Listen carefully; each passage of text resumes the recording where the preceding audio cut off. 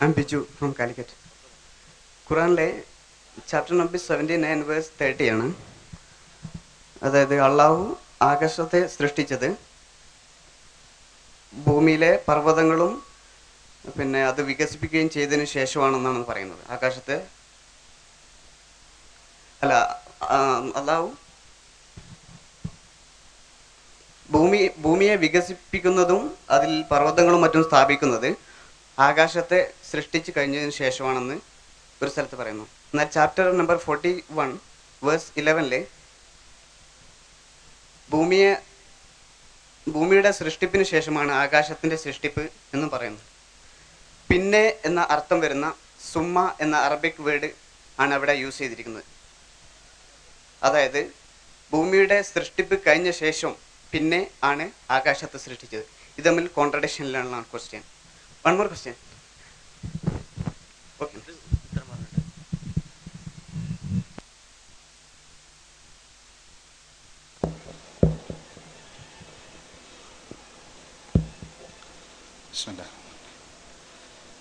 സുഹൃത്ത് ബിജുവിൻ്റെ ചോദ്യം പരിശുദ്ധ ഖുർആനിലെ വ്യത്യസ്തങ്ങളായ സൂക്തങ്ങളിൽ വളരെ വ്യക്തമായ വൈരുദ്ധ്യമില്ലെന്നാണ്. അതിന് ഉദാഹരണമായി അദ്ദേഹം എടുത്തു കാണിച്ചിട്ടുള്ളത് പ്രപഞ്ച സൃഷ്ടിയെക്കുറിച്ച് ഖുർആൻ പറയുന്നിടത്ത് വ്യത്യസ്ത രംഗങ്ങളിൽ വ്യത്യസ്ത രൂപങ്ങളിൽ ഖുർആൻ പറഞ്ഞിട്ടുണ്ട്. ചില സ്ഥലങ്ങളിൽ സുഹൃത്ത് പറഞ്ഞ 79-ാം അധ്യായത്തിൽ മാത്രമല്ല, മറ്റു പല സ്ഥലങ്ങളിലും ആകാശത്തിൻ്റെ സൃഷ്ടിക്ക് ശേഷം ഭൂമിയുടെ സൃഷ്ടി എന്ന് പറഞ്ഞു. മറ്റ് ചില സ്ഥലങ്ങളിൽ ഭൂമിയുടെ സൃഷ്ടിക്ക് ശേഷം ആകാശത്തിൻ്റെ സൃഷ്ടി എന്ന് പറഞ്ഞു. ഇത് വൈരുദ്ധ്യമല്ലേ? ഇത് ശേഷം എന്നുള്ള പദത്തിന് സുമ്മ എന്നാണ് പ്രയോഗിച്ചിട്ടുള്ളത് എന്നെല്ലാമാണ് സുഹൃത്ത് പറഞ്ഞിട്ടുള്ളത്. സുഹൃത്തിൻ്റെ നിരീക്ഷണം ഒരു പരിധിവരെ ശരിയാണ്. പരിശുദ്ധ ഖുർആൻ ആകാശത്തിൻ്റെ സൃഷ്ടിയെക്കുറിച്ച് പറഞ്ഞ് അതിനുശേഷം സുമ്മ എന്ന് പറഞ്ഞുകൊണ്ട് ഭൂമിയുടെ സൃഷ്ടിയെക്കുറിച്ച് പറഞ്ഞിട്ടുണ്ട്. അതേപോലെ തന്നെ ഭൂമിയുടെ സൃഷ്ടിയെക്കുറിച്ച് പറഞ്ഞ് അതിനുശേഷം സുമ്മ എന്ന് പറഞ്ഞ് ആകാശത്തിൻ്റെ സൃഷ്ടിയെക്കുറിച്ചും പറഞ്ഞിട്ടുണ്ട്. ഇത് ഭാഷാപ്രയോഗത്തിൽ എടുത്തുകൊണ്ട് ചില വിമർശകന്മാർ, അറബി ഭാഷ അറിയാത്ത ചില വിമർശകന്മാർ പരിശുദ്ധ ഖുർആനിൽ വൈരുദ്ധ്യം ആരോപിക്കാൻ വേണ്ടി ഈ പ്രയോഗങ്ങളെ എടുത്തുദ്ധരിക്കാറുമുണ്ട്. എന്നാൽ എന്താണ് വസ്തുത? പരിശുദ്ധ ഖുർആൻ വളരെ വ്യക്തമായി പറയുന്ന ഒരു കാര്യമുണ്ട്. ഖുർആനിലെ 4-ാമത്തെ അധ്യായം സൂറത്തുൻ നിസാഇലെ 82-ാമത്തെ വചനത്തിൽ അഫലാ യതദബ്ബറൂനൽ ഖുർആന വലൗ കാന മിൻ ഇൻദി ഗൈരില്ലാഹ് ലവജദൂ ഫീഹി ഇഖ്തിലാഫൻ കസീറ. അവർ ഖുർആനിനെ കുറിച്ച് ചിന്തിക്കുന്നില്ലേ? അതെങ്ങാനും അള്ളാഹുവിൽ നിന്നുള്ളതല്ലായിരുന്നുവെങ്കിൽ അതിൽ അവർ ധാരാളം വൈരുദ്ധ്യങ്ങൾ കണ്ടെത്തുമായിരുന്നു. തീർച്ചയായും അള്ളാഹുവിൽ നിന്നുള്ളതാണ് എന്നതുകൊണ്ടാണ് അതിൽ വൈരുദ്ധ്യങ്ങളില്ലാത്തത് എന്നാണ് ഖുർആൻ അവകാശവാദം ഉന്നയിക്കുന്നത്. തീർച്ചയായും ബിയു പറഞ്ഞത് ശരിയാണെങ്കിൽ അത് ഖുർആൻ ദൈവികമല്ല എന്നതിനുള്ള ഏറ്റവും വലിയൊരു തെളിവാണ്. പക്ഷേ ഖുർആൻ ഇവിടെ പറയുന്നത് എന്താണ്? സുമ്മ എന്ന പ്രയോഗം ഒരു സംഭവത്തിന് ശേഷം മറ്റൊരു സംഭവം നടന്നതിന് വേണ്ടി പറയും. അതേപോലെ തന്നെ രണ്ട് സംഭവങ്ങളെ വിശദീകരിക്കുമ്പോൾ ഒരു സംഭവവും അതോടൊപ്പം തന്നെ വേറൊരു സംഭവവും പറയാൻ വേണ്ടി പറയും. ഇത് അറബിയിലെ ഒരു പ്രയോഗമാണ്. മലയാളത്തിലുണ്ട് ഈ പ്രയോഗം. സത്യത്തിൽ ഞാൻ വിശദീകരിക്കാം. ഞാൻ രാവിലെ ചായ കഴിച്ചു, പിന്നീട് 10 മണിക്ക് പ്രാതൽ ഭക്ഷണം കഴിച്ചു എന്ന് പറയുമ്പോൾ ഈ പിന്നീടിനർത്ഥം എന്താണ്? രാവിലെ കഴിച്ച ചായക്ക് ശേഷമാണ് പ്രാതൽ ഭക്ഷണം കഴിച്ചിട്ടുള്ളതെന്നാണ്. എന്നാൽ മറ്റൊരു പ്രയോഗം കൂടി ഉണ്ട്, മലയാളത്തിൽ തന്നെ ഉണ്ട്. ഈ പിന്നെ എന്ന് പറയുമ്പോഴുള്ള പ്രയോഗം അറബിയിൽ കുറച്ചുകൂടി സ്പഷ്ടമാണ്. മലയാളികളായ നമുക്ക് കുറച്ചുകൂടി മനസ്സിലാക്കാൻ വേണ്ടിയാണ് ഞാൻ ഈ കാര്യം പറയുന്നത്. അതെങ്ങനെയാണ്? ഇപ്പം മലയാളത്തിൽ അയാൾ ചെയ്ത പണികളെ കുറിച്ച് പറയാം. ഞാൻ ഒരുപാട് ജോലികൾ ചെയ്തു. ഞാൻ ഈ ലൈറ്റ് ഫിറ്റ് ചെയ്തു, പിന്നെ ഞാൻ മൈക്ക് ഇവിടെ എടുത്ത് വെച്ചു. പിന്നെ ഞാൻ ടെലിവിഷൻ അറേഞ്ച് ചെയ്തു. ഇതിന് ഒരിക്കലും നമ്മൾ അർത്ഥമാക്കാറില്ല എന്ത് ലൈറ്റ് ഫിറ്റ് ചെയ്തതിന് ശേഷം തന്നെയാണ് മൈക്ക് വെച്ചത് എന്ന്. മൈക്ക് വെച്ചതിന് ശേഷം തന്നെയാണ് ടെലിവിഷൻ ഫിറ്റ് ചെയ്തതെന്ന് അർത്ഥമാക്കാറില്ല. മലയാളത്തിൽ തന്നെ ഉള്ളൊരു പ്രയോഗമാണത്. അതെന്താണ്? സംഭവങ്ങളെ കുറിച്ച് പറയുമ്പോൾ ആ സംഭവങ്ങളെ കോർവ ചേർക്കാൻ വേണ്ടി ഉള്ള പിന്നെ പ്രയോഗമുണ്ട്. അറബിയിൽ ഈ പ്രയോഗം കുറച്ചുകൂടി സ്പഷ്ടമാണ്. ആ സ്പഷ്ടമായ അറബി പ്രയോഗം കൃത്യമായി മനസ്സിലാക്കാതെ മലയാളം ട്രാൻസ്ലേഷനോ അല്ലെങ്കിൽ ഇംഗ്ലീഷ് ട്രാൻസ്ലേഷനോ, വിശേഷിച്ചും ശാസ്ത്രീയമായ ഗവേഷണങ്ങൾ ഈ രംഗത്ത്, പ്രപഞ്ച പഠനത്തിന്റെ രംഗത്ത്, കോസ്മോളജിയുടെ രംഗത്ത് വികാസം പ്രാപിക്കുന്നതിന് മുൻപ് എഴുതപ്പെട്ട മലയാളത്തിലും ഇംഗ്ലീഷിലും എല്ലാമുള്ള പരിഭാഷകൾ വായിച്ചിട്ട് അതിന്റെ മാത്രം അടിസ്ഥാനത്തിൽ ഖുർആനിൽ വൈരുദ്ധ്യം ആരോപിക്കുന്ന ആരോപകന്മാരാണ്, വിമർശകന്മാരാണ് ഈ വിമർശനം എടുത്ത് ഉന്നയിച്ചിട്ടുള്ളത്. മനസ്സിലാക്കരുത്. എന്താന്ന് വെച്ചാൽ ഖുർആനിൽ ആകാശത്തിന്റെ സൃഷ്ടിയെക്കുറിച്ച് പറഞ്ഞു, ഭൂമിയുടെ സൃഷ്ടിയെക്കുറിച്ച് പറഞ്ഞു, പടച്ച തമ്പുരാന്റെ അനുഗ്രഹങ്ങൾ എടുത്ത് പറയാൻ. പടച്ച തമ്പുരാന്റെ അനുഗ്രഹങ്ങളെ കുറിച്ച് പറയുമ്പോൾ ആകാശത്തെ പടച്ച തമ്പുരാൻ സൃഷ്ടിച്ചു എന്ന് പറഞ്ഞു, പിന്നീട് ഭൂമിയെ സൃഷ്ടിച്ചു എന്ന് പറഞ്ഞാൽ പിന്നീടിന്റെ അർത്ഥം പടച്ച തമ്പുരാന്റെ സൃഷ്ടി വൈഭവത്തെയും പടച്ച തമ്പുരാന്റെ അനുഗ്രഹത്തെയും കുറിച്ച് പറയുമ്പോൾ ഉള്ള കാര്യങ്ങളാണ്. അപ്പൊ ഒരു പിതാവ് മകനോട് പറയുമ്പോൾ മകന് വളരെ നന്ദികേടുള്ളൊരു പ്രവർത്തനം അവൻ ചെയ്തു.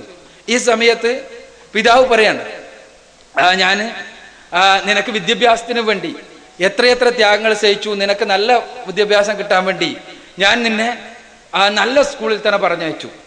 പിന്നെ നിന്റെ ചെറുപ്പകാലത്ത് നിന്നെ എടുത്ത് ആ സമയത്ത് നീ വിസർജിക്കുന്നതെല്ലാം തന്നെ എൻ്റെ ശരീരത്തിലായ സമയത്തും ഞാനൊരിക്കലും എന്ത് ചെയ്തിട്ടില്ല, നിനക്കെതിരിൽ അല്ലെങ്കിൽ നിന്നെ നിലത്തിട്ടാണ്ട് പോവുകയോ മറ്റോ ചെയ്യാതെ സ്നേഹത്തോടു കൂടി പരിചരിച്ചു.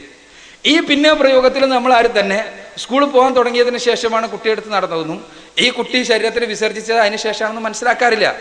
കാരണം അത് രണ്ടും രണ്ട് രീതിയാണെന്ന് അർത്ഥം. പരിശുദ്ധ ഖുർആനിൽ സംഭവത്തിന്റെ ക്രോണോളജിക്കൽ ഓർഡറിന് വേണ്ടിയല്ല പ്രപഞ്ച പഠനത്തെക്കുറിച്ച് പറയുമ്പോൾ, പ്രപഞ്ചത്തെക്കുറിച്ച് വിശദീകരിക്കുമ്പോൾ സുമ്മ എന്ന പ്രയോഗം. ഈ സുമ്മ പ്രയോഗം ഇവിടെ മാത്രമല്ല ഉള്ളത്. അതാണ് ഇത് വെറുതെ വ്യാഖ്യാനിക്കാൻ വേണ്ടി പറയല്ല. പരിശുദ്ധ ഖുർആനിൽ പല സ്ഥലങ്ങളിലും ഈ രൂപത്തിലുള്ള പ്രയോഗങ്ങൾ കാണാൻ കഴിയും. ചരിത്ര സംഭവങ്ങളെ കുറിച്ച് പറയുമ്പോൾ തന്നെ ഖുർആൻ അറിയാലോ, നൂഹ് നബി അലൈഹി സ്വലാത്തു വസ്സലാം മുതൽ മുഹമ്മദ് നബി വരെയുള്ള പ്രവാചകന്മാരിൽ ആദ്യം ആരെയാണ്, പിന്നീട് ആരാണ് എന്നല്ല ഏകദേശമായി പരിശുദ്ധ ഖുർആനിൽ നിന്ന് വ്യക്തമാണ്.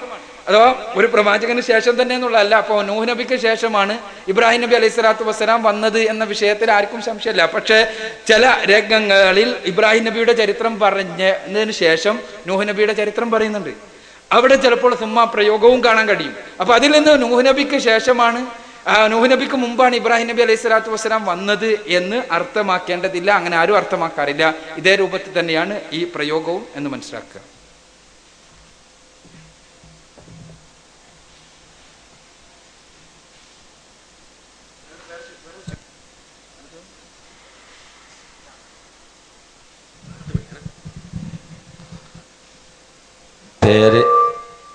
പേര് അബ്ദുൽ ഹമീദ്, രാജവിളയിൽ.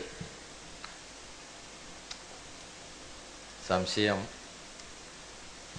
ഹിന്ദു പുരാണങ്ങൾ ഇവിടെ വിവരിക്കുകയുണ്ടായി. അതിൽ നിന്ന് മനസ്സിലാക്കാൻ കഴിഞ്ഞത് ഹിന്ദു പുരാണത്തിൽ പരലോകത്തെക്കുറിച്ച് പ്രതിപാദിക്കുന്നുണ്ട്, സ്വർഗത്തെക്കുറിച്ചും നരകത്തെക്കുറിച്ചും പ്രതിപാദിക്കുന്നുണ്ട് എന്നാണ് വിഷയാവതരണത്തിൽ നിന്ന് മനസ്സിലാക്കാൻ കഴിഞ്ഞത്. എന്നാൽ നമ്മുടെ നാട്ടിലുള്ള ഹിന്ദു സുഹൃത്തുക്കൾ പലരും പരലോകം എന്നൊന്നില്ല, പുനർജന്മം ഉണ്ട്, അത് ഈ ലോകത്ത് നിന്ന് നല്ല കാര്യങ്ങൾ ചെയ്തവർ വീണ്ടും ഇവിടെ നല്ല മനുഷ്യന്മാരായി പുനർജന്മം കൊള്ളും എന്നും, ചീത്ത കാര്യങ്ങൾ ചെയ്തവർ ഈ ജീവിതത്തിൽ തന്നെ രണ്ടാമത് തിരിച്ചു വന്ന് നീചമായ നികൃഷ്ടമായ ജീവികളായി, കാഷ്ടത്തിലെ പുഴുക്കളായി, അതുപോലത്തെ നികൃഷ്ട ജീവികളായി തിരിച്ചു വരുമെന്നുമാണ് ചില ഹിന്ദു സഹോദരന്മാർ പുനർജന്മത്തെക്കുറിച്ച് വിവരിക്കുന്നതായി കേൾക്കാൻ കഴിഞ്ഞത്. ഇതിൻ്റെ സത്യാവസ്ഥ എന്താണെന്ന് അറിയാൻ ആഗ്രഹിക്കുന്നു. ജ്യേഷ്ഠ സുഹൃത്തിൻ്റെ ചോദ്യം ഹൈന്ദവ ഗ്രന്ഥങ്ങളിൽ നിന്ന് ഉദ്ധരിച്ചുകൊണ്ട് സ്വർഗ നരകങ്ങളെക്കുറിച്ച് ആ ഗ്രന്ഥങ്ങളിലുണ്ട് എന്ന് ഞാൻ സൂചിപ്പിച്ചു. എന്നാൽ ഹിന്ദു സുഹൃത്തുക്കൾ പറയാറുള്ളത് പുനർജന്മ വിശ്വാസത്തെക്കുറിച്ചാണ്. ഇതിൻ്റെ നിജസ്ഥിതി എന്താണ്? ഇവിടെ ആദ്യം തന്നെ പറയട്ടെ, ഹിന്ദു പുരാണങ്ങൾ ഞാൻ ഉദ്ധരിച്ചിട്ടേ ഇല്ല. ഹൈന്ദവ ഗ്രന്ഥങ്ങളെക്കുറിച്ചുള്ള നമ്മുടെ ഒരു ധാരണ പിശക് ആദ്യം തന്നെ തീർക്കണേ. ഹൈന്ദവ ഗ്രന്ഥങ്ങൾ രണ്ടാണ്. പൊതുവെ ഹിന്ദു ഗ്രന്ഥങ്ങളെ ഹിന്ദു പണ്ഡിതന്മാർ രണ്ടാക്കി തിരിക്കാറുണ്ട്. ഒന്ന് ശ്രുതി പ്രാമാണ്യമുള്ള ഗ്രന്ഥങ്ങളും ഒന്ന് സ്മൃതികളും. ശ്രുതികൾ എന്ന് പറയുമ്പോൾ പരമപുരുഷനിൽ നിന്ന് ഋഷിമാർ കേട്ട് എഴുതിയത് എന്നാണ് സങ്കല്പം, ഐതിഹ്യം. ശ്രുതികൾ ആണ് വേദസംഹിതകൾ, ഉപനിഷത്തുക്കൾ, ബ്രാഹ്മണങ്ങൾ, ആരണ്യകങ്ങൾ, വേദാംഗങ്ങൾ. ഈ 5 ശ്രുതി പ്രാമാണ്യമുള്ള ഗ്രന്ഥങ്ങൾ. മറ്റൊന്ന് സ്മൃതികളാണ്. സ്മൃതികൾ എന്ന് പറഞ്ഞാൽ സ്വന്തം ഓർമ്മയിൽ നിന്ന്, ചിന്തയിൽ നിന്ന് എടുത്ത് ഋഷിമാർ എഴുതിയതാണ്. ഇതിനാണ് സ്മൃതികൾ എന്ന് പറയുന്നത്.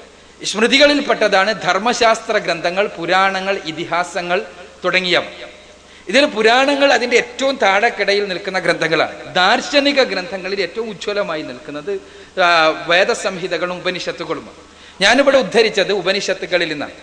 എന്നാൽ ഇവിടുത്തെ സുഹൃത്തിന്റെ ചോദ്യം, എന്നാൽ ഹിന്ദു സഹോദരന്മാർക്കിടയിൽ പരലോക വിശ്വാസത്തിന് പകരം ഇവിടെ വെച്ച് തന്നെയുള്ള പുനർജന്മ വിശ്വാസമാണല്ലോ ഉള്ളത് എന്ന്. ഇവിടെ എനിക്ക് ഒന്നാമതായി പറയാനുള്ളത്, വേദസംഹിതകളിൽ എവിടെയും 4 വേദങ്ങളാണുള്ളത്. ഋഗ്വേദം, സാമവേദം, യജുർവേദം, അഥർവവേദം. ഈ 4 വേദസംഹിതകളിൽ ഒരു സ്ഥലത്ത് പോലും ഇവിടെ മരിച്ചവർ ഇവിടെ തന്നെ പുനർജനിക്കും എന്ന ആശയം ഉൾക്കൊള്ളുന്ന ഒരു വചനം പോലും കാണാൻ കഴിയില്ല വേദസംഹിതകളിൽ. എന്നാൽ വേദസംഹിതകളിൽ മരിച്ചവർ ഒരു നക്ഷത്ര ലോകത്ത്, ഒരു സ്വർഗലോകത്ത് പുനർജനിക്കും എന്നുള്ള വിശ്വാസത്തിന്റെ വളരെ മൂഢമായതല്ല, ഒരു മൂടൽമഞ്ഞ് പോലെയുള്ള വിശദീകരണം നമുക്ക് കാണാൻ കഴിയും. മനസ്സിലാക്കുക, വേദസംഹിതകൾ കർമ്മകാണ്ഡ പ്രധാനമാണ്. അഥവാ കർമ്മങ്ങളും ദേവന്മാരുടെ സ്തുതികളുമാണ് വേദസംഹിതകളിൽ പ്രധാനമായിട്ടുള്ളത്. എന്നാൽ ദാർശനിക പ്രശ്നങ്ങൾ കൈകാര്യം ചെയ്തത് ഒന്നാമതായി ഉപനിഷത്തുകളാണ്. ഉപനിഷത്തുകളിൽ ഏറ്റവും പുരാതനമായ ഉപനിഷത്തുകളിലുള്ളത് സ്വർഗ നരകങ്ങളെ കുറിച്ചാണ്. ഞാൻ എൻ്റെ പ്രസംഗത്തിൽ ഉദ്ധരിക്കുകയുണ്ടായി. ഈ കഠോപനിഷത്തിലെ 1-ാമത്തെ വല്ലിയിലെ 1-ാം അധ്യായത്തിലെ 12-ാമത്തെ വചനം, സ്വർഗേ ലോകേ ന ഭയം കിഞ്ചനാസ്തി ന തത്വത്വം ന ജരയാഭിഭേദി ഉഭേ തീർത്വാശനായ പിപാസേ ക്ഷോഗാദി ഗോ മോദതേ സ്വർഗലോകെ. അഥവാ സ്വർഗലോകത്ത് ഒരല്പം പോലും ഭയമില്ല, പ്രയാസമില്ല, പീഡനങ്ങളില്ല, യാതൊരു രീതിയിലുമുള്ള രോഗമില്ല, മരണമില്ല. ഇവിടെ വെച്ച് നന്മ ചെയ്തവർ അവിടെ ശാശ്വതവാസികളായി ജീവിക്കുന്നു, എല്ലാ പ്രയാസങ്ങളിൽ നിന്നും മുക്തരായി. നരകത്തെക്കുറിച്ച് ഈശാവാസ്യോപനിഷത്തിന്റെ 3-ാമത്തെ ശ്ലോകത്തിൽ കാണാൻ കഴിയും. അസൂര്യ നാമതേ ലോകെ അന്ധേന തമസാവൃതഃ താംസ്ത്യ പ്രേദ്യാഭി ഗച്ഛന്തിയെ ചാത്മഹാനോ ജനഃ. അഥവാ അന്ധകാരമയമായ സൂര്യരഹിതങ്ങളായ ആ ലോകങ്ങൾ, അവിടേക്ക് ആത്മഘാതികളാണ്, ആത്മാവിനെ മനസ്സിലാക്കാത്തവരാണ്, പടച്ചതമ്പുരാനെ അറിയാത്തവരാണ് പ്രവേശിക്കുക എന്ന്. അപ്പോ സ്വർഗ നരകങ്ങളെ കുറിച്ചുള്ള കൃത്യമായ സങ്കല്പങ്ങൾ തന്നെയാണ് ഏറ്റവും പുരാതനമായ ഉപനിഷത്തുകളിൽ കാണാൻ കഴിയുന്നത്. എന്നാൽ പുനർജന്മ വിശ്വാസം ഇല്ലേ? ഉണ്ട്. പുനർജന്മ വിശ്വാസം എങ്ങനെ വന്നു? ഇപ്പൊ പുനർജന്മ വിശ്വാസമല്ല, പുനർജന്മ വിശ്വാസം വന്നതിന് ശേഷം പോലും ഹൈന്ദവ സമൂഹത്തിൽ സാധാരണക്കാരുടെ ഇടയിൽ ഏറ്റവും അധികം സ്വാധീനം ഉണ്ടായിരുന്നത് പരലോക വിശ്വാസമാണ്. അത് മാറ്റിയിട്ട് പുനർജന്മ വിശ്വാസം എങ്ങനെയാണ് കടന്നു വന്നത് എന്ന് നമ്മൾ പരിശോധിക്കുമ്പോൾ നമുക്ക് കാണാൻ കഴിയും ഒരു ദർശനം എങ്ങനെയാണ് ചൂഷണത്തിന് നിമിത്തമായി മാറുന്നത് എന്ന്. ഇപ്പൊ ഹൈന്ദവ ദർശനത്തിൽ ഞാൻ പറഞ്ഞു, മരണാനന്തര ജീവിതത്തിലുള്ള സ്വർഗ നരക സങ്കല്പങ്ങളിൽ വളരെ കൃത്യമാണ്. ഇവിടെ വെച്ച് നന്മ ചെയ്തവർ, അത് ആരായിരുന്നാലും, ആ മരണാനന്തര ജീവിതത്തിലുള്ള സ്വർഗപ്രവേശം അതല്ലെങ്കിൽ നരകപ്രവേശം തിന്മ ചെയ്തവർക്ക്, ഇത് ആരായിരുന്നാലും, അതിന് ജാതിയില്ല, വർഗമില്ല, വർണ്ണമില്ല, ഒന്നുമില്ല.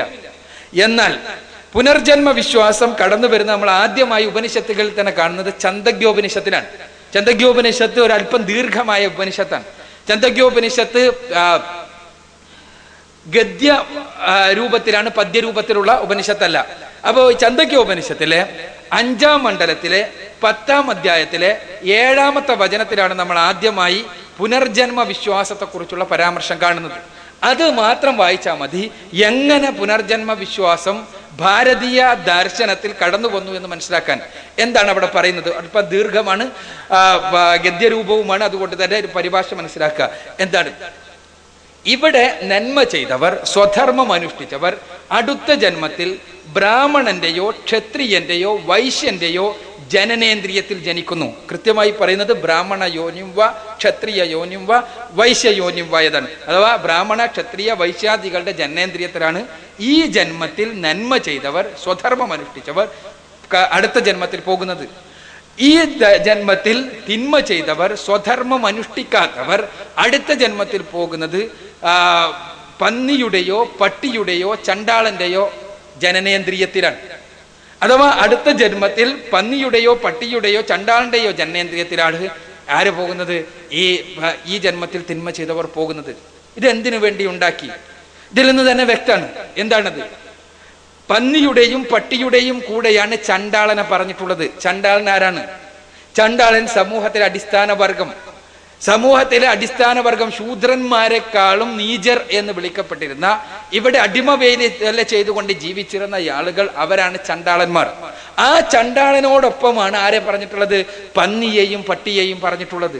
ആ പന്നിയുടെയും പട്ടിയുടെയും പോലെ ചണ്ടാളനും ഒരു അധമവർഗമാണ് എന്ന് കൃത്യമായി പഠിപ്പിക്കാൻ, അതോടൊപ്പം തന്നെ എന്തുകൊണ്ട് ബ്രാഹ്മണ ക്ഷത്രിയ വൈശ്യാദികൾ ഈ ജന്മത്തിൽ ഒരുപാട് ഗുണങ്ങൾ അനുഭവിക്കുന്നുണ്ട് സമൂഹത്തിൽ നിന്ന്? എന്തിനു വേണ്ടി? എന്തുകൊണ്ട്? അത് അവരുടെ ജന്മാവകാശമാണ്. കാരണം കഴിഞ്ഞ ജന്മത്തിൽ അവർ നന്മ ചെയ്തതുകൊണ്ട്, സ്വധർമ്മം അനുഷ്ഠിച്ചതുകൊണ്ട് അതിൻ്റെ പ്രതിഫലമാണ് ഇവിടെ ഇന്ന് അവർ അനുഭവിച്ചു കൊണ്ടിരിക്കുന്ന എല്ലാ ഗുണങ്ങളും. ചണ്ടാളൻ പന്നിയെയും പട്ടിയെയും പോലെ ജീവിക്കണം. എന്തുകൊണ്ട്? അയാളുടെ ജന്മപാപം കൊണ്ട്. അയാൾ കഴിഞ്ഞ ജന്മത്തിൽ ഒരുപാട് തിന്മകൾ ചെയ്തു, സ്വധർമ്മം അനുഷ്ഠിച്ചില്ല. അതുകൊണ്ട് തന്നെ ഈ ജന്മത്തിൽ അവൻ പന്നിയെയും പട്ടിയെയും പോലെ അധമനായി ജീവിച്ചു കൊള്ളണം. അതിനുള്ള പ്രതിഫലമാണ് എന്ന് വരുത്തി തീർക്കാനും, അതോടൊപ്പം തന്നെ ഇതിന് രക്ഷ എന്താണ്? ഈ ജന്മത്തിൽ ചണ്ടാളൻ സ്വധർമ്മം അനുഷ്ഠിക്കണം. അതാണ് ചണ്ടാളൻ സ്വധർമ്മം അനുഷ്ഠിച്ചാൽ, അഥവാ ദാസ്യവേലയാണ് ചണ്ടാളന് നിശ്ചയിക്കപ്പെട്ടുള്ള സ്വധർമ്മം. ആ ദാസ്യവേല ചോദ്യം ചെയ്യാതെ അനുഷ്ഠിച്ചാൽ അടുത്ത ജന്മത്തിലെങ്കിലും ബ്രാഹ്മണ ക്ഷത്രിയ വൈശ്യാദികളുടെ ജനനേന്ദ്രിയത്തിൽ ജനിക്കാം എന്നുള്ള പ്രതീക്ഷ വളർത്തി അയാളെ എക്കാലഘട്ടത്തിലും അടിമയാക്കി തീർക്കുന്ന ഒരു തത്വശാസ്ത്രത്തിന് ഛാന്ദോഗ്യോപനിഷത്തിൽ രൂപം കൊള്ളുന്നതാണ് നമ്മൾ കാണുന്നത്. ഇത് എൻ്റെ മാത്രം നിരീക്ഷണമല്ല, ഹൈന്ദവ ദർശനത്തെക്കുറിച്ച് അവഗാഢമായി പഠിച്ച ഒരുപാട് പണ്ഡിതന്മാരുടെ നിരീക്ഷണമാണ്. അപ്പോൾ ഞാൻ സൂചിപ്പിക്കുന്നത്, ശുദ്ധമായ മരണാനന്തര ജീവിതത്തിലുള്ള വിശ്വാസം, സ്വർഗനരകങ്ങളിലുള്ള വിശ്വാസം, അതിന് ഗ്ലാനി സംഭവിച്ച് പിന്നീട് പുനർജന്മ വിശ്വാസം കടന്നു വരുന്നത് ബ്രാഹ്മണാധിപത്യത്തിന്റെ, അതല്ലെങ്കിൽ സർവർണാധിപത്യത്തിന്റെ ആധിപത്യത്തോടനുബന്ധിച്ചാണ്. ഈ മരണാനന്തര ജീവിതത്തിലുള്ള വിശ്വാസത്തിൽ അവർണ സവർണ വ്യത്യാസമില്ല. ആര് നന്മ, അതാണ് നന്മ എന്നതാണ്. നന്മ എന്നതിന് ഒരു വർഗപരമായ വ്യാഖ്യാനമില്ല അവിടെയൊന്നും. മറിച്ച് നന്മയായി ആചാര്യന്മാർ പഠിപ്പിച്ചത് എന്താണോ അത് അതേപോലെ ഉൾക്കൊള്ളുന്നവർക്കാണ് സ്വർഗലോകം. തിന്മയായി ആചാര്യന്മാർ പഠിപ്പിച്ചത് എന്താണോ അതിൽ നിന്ന് ഒഴിഞ്ഞു നിൽക്കുന്നവർക്കുള്ളതാണ് സ്വർഗലോകം. അപ്പൊ ഞാൻ സൂചിപ്പിക്കുന്നത്, അതുകൊണ്ട് തന്നെ മരണാനന്തര ജീവിതത്തിലുള്ള വിശ്വാസം, സ്വർഗനരകങ്ങളിലുള്ള വിശ്വാസം വഴിതെറ്റി പുനർജന്മ വിശ്വാസത്തിൽ എത്തിയത് ഈ ജാതി ചിന്തയുടെ, ഈ സവർണാധിപത്യത്തിന്റെ ഫലമായിട്ടാണ്. സത്യത്തിൽ ഈ മുൻപരിഷത്തുകളെല്ലാം വന്നിട്ട് പോലും മനുഷ്യരെ പ്രചോദിപ്പിക്കാൻ, ആത്യന്തികമായി പ്രചോദിപ്പിക്കാൻ പുരാണങ്ങൾ അടക്കം എടുക്കുന്നത് മരണത്തിന് ശേഷമുള്ള സ്വർഗനരകങ്ങളിലുള്ള വിശ്വാസമാണെന്ന് നമുക്ക് കാണാൻ കഴിയും. എന്തിനധികം ഗീത പോലും എടുക്കുന്നത് എന്താണ്? മരണത്തിന് ശേഷമുള്ള സ്വർഗനരകങ്ങളിലുള്ള വിശ്വാസമാണ്. എന്താ? അർജുനൻ യുദ്ധം ചെയ്യാൻ മടിച്ചു നിൽക്കുന്ന സമയത്ത് അർജുനനെ ഉപദേശിക്കുന്ന ശ്രീകൃഷ്ണൻ പറയുന്നത്, ഭഗവത്ഗീതയുടെ 2-ാം അധ്യായത്തിലെ 37-ാമത്തെ വചനത്തിൽ, ഹതോവ പ്രാപ്സസി സ്വർഗം ജിതോവ ബോക്ഷ്യസേ മഹീം തസ്മാദുത്തിഷ്ഠ കൗന്ദേയ യുദ്ധായ കൃത നിശ്ചയാൻ. അഥവാ നീ യുദ്ധം ചെയ്താൽ, യുദ്ധത്തിൽ നിന്ന് പിന്തിരിഞ്ഞു നിൽക്കുന്ന സമയത്താണ് അദ്ദേഹം പറയുന്നത്. നമ്മൾ മനസ്സിലാക്കുന്നത് എന്താ പറയുന്നത്? നീ യുദ്ധം ചെയ്ത് യുദ്ധത്തിൽ വെച്ച് നീ അഥവാ മരണപ്പെട്ടാൽ ഹതോവ പ്രാപ്സസി സ്വർഗം, നീ സ്വർഗത്തിൽ പോകും, ഉടലോടെ സ്വർഗത്തിൽ പോകും. യുദ്ധത്തിൽ വിജയിച്ചാലോ നിനക്ക് ഭരണം കിട്ടും. അതുകൊണ്ട് നിന്റെ ധർമ്മമായ യുദ്ധം ഇവിടെ ചെയ്യണം, നിന്റെ ധർമ്മം അതാണ് എന്നാണ് ശ്രീകൃഷ്ണൻ അർജുനനെ പഠിപ്പിക്കുന്നത്. ഞാൻ സൂചിപ്പിക്കുന്നത്, അർജുനനെ പ്രചോദിപ്പിക്കുന്നത് പോലെ സ്വർഗം പറഞ്ഞിട്ടാണ്, നരകം പറഞ്ഞിട്ടാണ്. നരകത്തെ കുറിച്ച് കാണാൻ കഴിയും ഗീതയിൽ 16-ാം അധ്യായത്തിലെ 16-ാമത്തെ വചനത്തിൽ. അതുകൊണ്ട് തന്നെ ഈ പുനർജന്മ വിശ്വാസം വർണ്ണാശ്രമ വ്യവസ്ഥയുടെ ഫലമായി കടന്നു വന്നതാണ് എന്നാണ് ഹൈന്ദവ ദാർശനിക ഗ്രന്ഥങ്ങൾ നമുക്ക് നൽകുന്ന അറിവ്.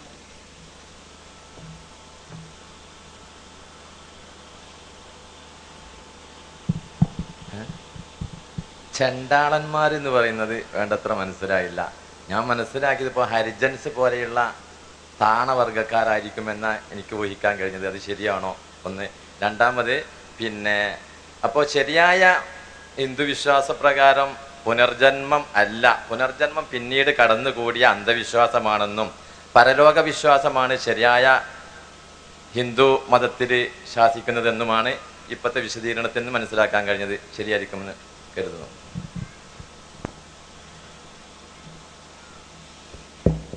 ചണ്ടാളന്മാർ എന്ന് പറഞ്ഞാൽ ആരാണെന്നാണ്. ചണ്ടാളന്മാർ എന്ന് പറഞ്ഞാൽ ബ്രാഹ്മണ ക്ഷത്രിയ വൈശ്യ ശൂദ്രാദികൾക്ക് ശേഷമുള്ള ഒരു 5ാം ജാതി. അവ ഭാരതത്തിലെ ഏറ്റവും പൗരാണികരായിരുന്ന ദ്രാവിഡന്മാർ, അവരെ വിളിക്കാൻ വേണ്ടി ഉപയോഗിച്ചതാണ് എന്നാണ് പ്രഗത്ഭരായ പല സാമൂഹ്യ ശാസ്ത്രജ്ഞന്മാരുടെയും അഭിപ്രായം. ഏതായിരുന്നാലും ഏറ്റവും താഴ്ന്ന വിഭാഗമായി അറിയപ്പെട്ടിരുന്ന ആളുകളെ വിളിക്കാൻ വേണ്ടി ഉപയോഗിച്ചതാണ്. അത് ഹരിജനങ്ങൾ എന്ന് വിളിക്കുന്നവരിൽ പല ഇതുണ്ട്. അതിൽ ശൂദ്രന്മാരിൽപ്പെട്ട ചിലരും ഈ ഹരിജനങ്ങളുടെ ഗണത്തിൽ വന്നിട്ടുണ്ട് എന്നെല്ലാം എനിക്ക് തോന്നുന്നത്. അങ്ങനെ കൃത്യമായി ഹരിജനം എന്നുള്ളൊരു പ്രയോഗം തന്നെ സത്യത്തിൽ ഗാന്ധിജിക്ക് ശേഷമുള്ള ഒരു പ്രയോഗമാണല്ലോ. അതുകൊണ്ട് തന്നെ അതിൻ്റെ ഒരു ക്ലാസ് നമുക്ക് നിശ്ചയിക്കാൻ കഴിയില്ല.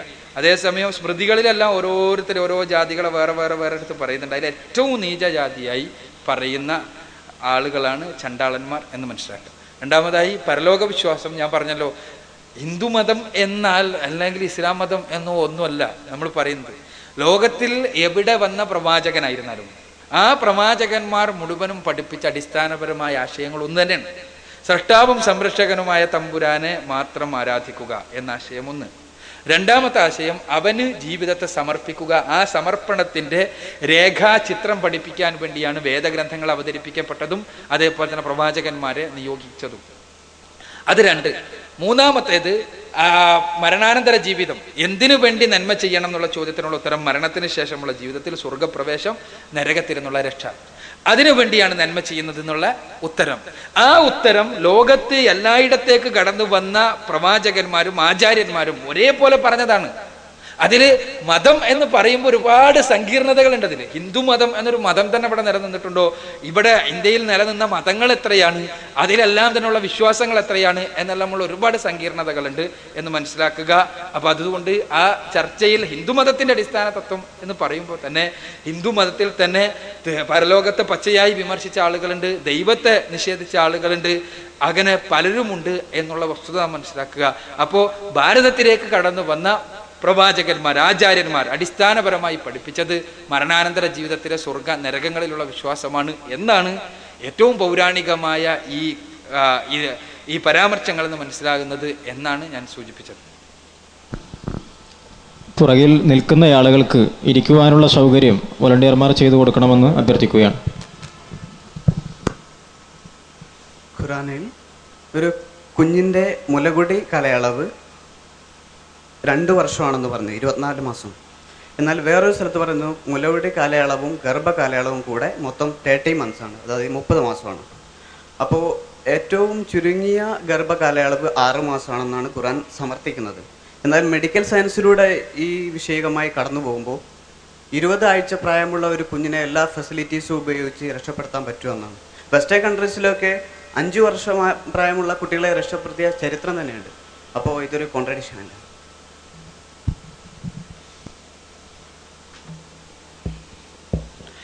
പരിശുദ്ധ ഖുർആനിൽ ബിജു കണ്ടെത്തിയ മറ്റൊരു കോൺട്രഡിക്ഷനാണ് ഇവിടെ സൂചിപ്പിച്ചിട്ടുള്ളത്.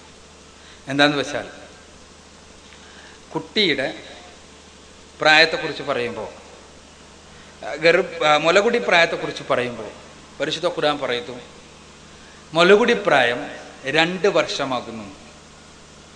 അത് പൂർത്തിയാക്കാൻ ഉദ്ദേശിച്ചവർക്ക് കൃത്യമായി മനസ്സിലാക്കുക. മറ്റൊരു സ്ഥലത്ത് ഖുർആൻ പറയുന്നു മുലകുടി പ്രായവും ഗർഭധാരണവും കൂടി 30 മാസമാകുന്നു. അപ്പം ഇത് രണ്ടും തമ്മിലുള്ള കോൺട്രഡിക്ഷൻ ഇല്ലേ, രണ്ടും തമ്മിൽ വൈരുദ്ധ്യമില്ലേ എന്നാണ്.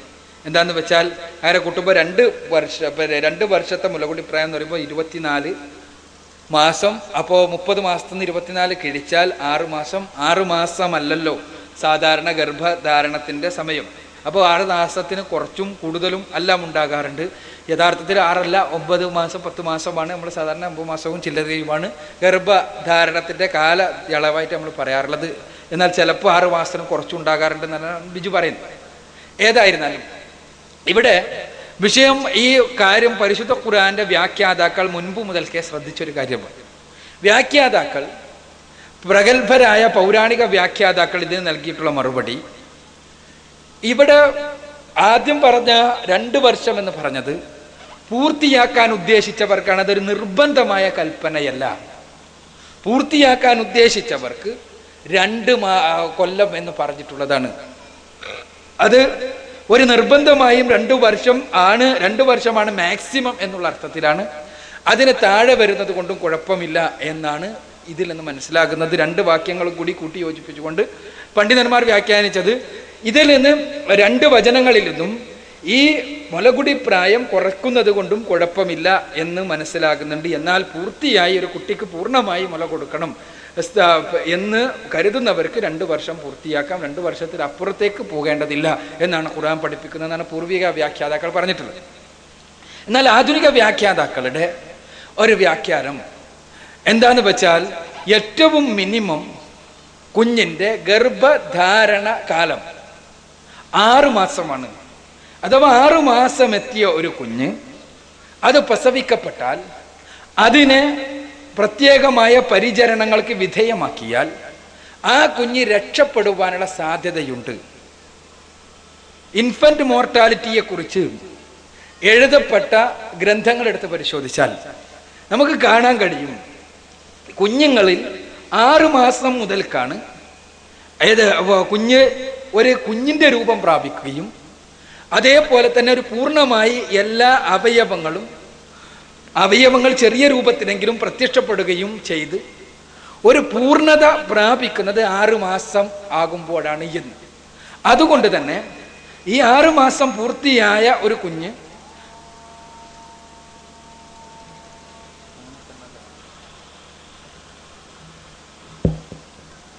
ഏറ്റവും ചുരുങ്ങിയ ഗർഭധാരണ കാലഘട്ടം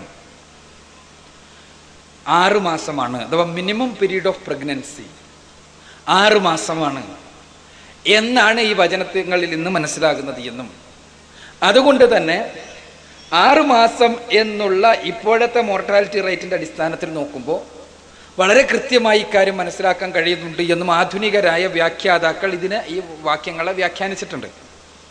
ഇവിടെ ഈ വ്യാഖ്യാനം വരുമ്പോൾ നമ്മൾ മനസ്സിലാക്കേണ്ട ഒരു കാര്യം, ഇതിനപ്പുറത്തും കാര്യങ്ങൾ ഉണ്ടാകാം, ഒറ്റപ്പെട്ട വസ്തുതകളും ഉണ്ടാകാം. ഈ വചനങ്ങൾ നമ്മൾ വ്യാഖ്യാനിച്ചതാണ് മിനിമം പീരീഡ് ഓഫ് പ്രഗ്നൻസി അങ്ങനെയാണെന്നല്ലോ. ഇത് നമ്മളുടെ അറിവിന്റെ അടിസ്ഥാനത്തിലുള്ള വ്യാഖ്യാനമാണ്, ഒരു കാലത്തെ ഒരു അറിവിന്റെ അടിസ്ഥാനത്തിലുള്ള വ്യാഖ്യാനമാണ്. ഇതിനപ്പുറത്ത് കൂടുതൽ കാര്യങ്ങൾ നമുക്ക് ബോധ്യപ്പെടുമ്പോൾ, കൂടുതൽ ഗവേഷണങ്ങൾ നടക്കുമ്പോൾ നമുക്ക് അറിയാത്ത കാര്യങ്ങളിലേക്ക് വെളിച്ചം വീശപ്പെടാം. പക്ഷെ ഇന്നത്തെ അവസ്ഥയിൽ ബിജു പറഞ്ഞതുപോലെ പൊതുവായി മിനിമം പീരീഡ് ഓഫ് പ്രഗ്നൻസി 6 മാസം തന്നെയാണ് എന്നാണ് പീഡിയാട്രിക്സിന്റെ എല്ലാ ഗ്രന്ഥങ്ങളും പറയുന്നത്. നമ്മൾ പരിശോധിച്ചാൽ കാണാൻ കഴിയും, മെഡിക്കൽ കോളേജിലെല്ലാം പഠിപ്പിക്കുന്ന പീഡിയാട്രിക്സിന്റെ അടിസ്ഥാന ഗ്രന്ഥങ്ങളെല്ലാം. എന്നാൽ ചില ഒറ്റപ്പെട്ട സംഭവങ്ങൾ അതിന് കാരണവും പറയുന്നുണ്ട്. പീഡിയാട്രിക്സിന്റെ ഗ്രന്ഥങ്ങൾ ഇത് പറയാൻ പ്രത്യേക കാരണങ്ങളുണ്ട്. എന്താണെന്ന് വെച്ചാൽ, ഞാൻ പറഞ്ഞതുപോലെ എല്ലാ അവയവങ്ങളും അവയുടെ ഏറ്റവും ചുരുങ്ങിയ രീതിയിലെങ്കിലും പ്രവർത്തനക്ഷമമാകുന്നത് 6 മാസമാകുമ്പോഴാണെന്നുള്ളതിൻ്റെ അടിസ്ഥാനത്തിലാണ്. എല്ലാ അവയവങ്ങളും ഒരേപോലെ. എന്നാൽ ചില ഒറ്റപ്പെട്ട സംഭവങ്ങൾ, ചില അപവാദങ്ങൾ ഈ രംഗത്തുണ്ടാകാം.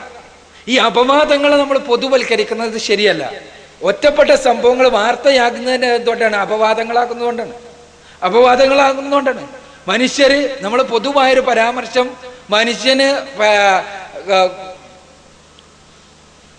മനുഷ്യനേക്കാൾ വേഗത്തിൽ കണക്ക് കൂട്ടാൻ കഴിയുന്ന യന്ത്രമാണ് കമ്പ്യൂട്ടർ എന്ന് നമ്മൾ പൊതുവായ പരാമർശം നടത്തുന്നത്. അപ്പോൾ മനുഷ്യനേക്കാൾ പൊതുവായിട്ടുള്ള പരാമർശമാണ് അത്. മനുഷ്യന്റെ കാര്യത്തിൽ പൊതുവായി ശരിയാണ് താനും. അപ്പൊ ഒരു ശകുന്തളാദേവിയുടെ ഉദാഹരണം എടുത്ത് ധരിക്കുന്നതിൽ ഒരർത്ഥമില്ല. കാരണം ശകുന്തളാദേവി അവിടെ എന്താണ്? ഒരു അപവാദമാണ്. ഈ അപവാദങ്ങൾക്ക് വേറെ ചില കാരണങ്ങൾ ഉണ്ടാകും, പക്ഷെ പൊതുവാകൂല അതെന്ന് മാത്രം. ഇപ്പോൾ മനുഷ്യർ കരണ്ട് പിടിച്ചാൽ മരിക്കും എന്നുള്ളത് പൊതുവായൊരു കാര്യമാണ്. വിഷപ്പാമ്പ് കൊത്തിയാൽ മരിക്കും എന്നുള്ളത് ഒരു പൊതുവായ കാര്യമാണ്. എന്നാൽ ഒരാളുണ്ടല്ലോ വിഷപ്പാമ്പ് കൊത്തിയാൽ മരിക്കാത്ത ഒരാളുണ്ടല്ലോ എന്ന് പറയുന്നത് അപവാദമാണ്. ആ അപവാദത്തെ പൊതുവൽക്കരിക്കാൻ കഴിയില്ല. ഇതേപോലെ തന്നെ 6 മാസത്തിലും കുറവുള്ള സംഭവങ്ങൾ ഉണ്ടായേക്കാം, അത് അപവാദങ്ങളാണ്. അതിന് മറ്റു കാരണങ്ങൾ ഉണ്ടാകും, പൊതുവായ കാരണങ്ങളാകുകയില്ല. അതുകൊണ്ട് തന്നെ പരിശുദ്ധ ഖുർആനിലെ വചനം വൈരുദ്ധ്യമാണെന്ന് പറയാൻ അത് തെളിവാക്കാവുന്നതല്ല എന്നാണ് ഞാൻ മനസ്സിലാക്കുന്നത്.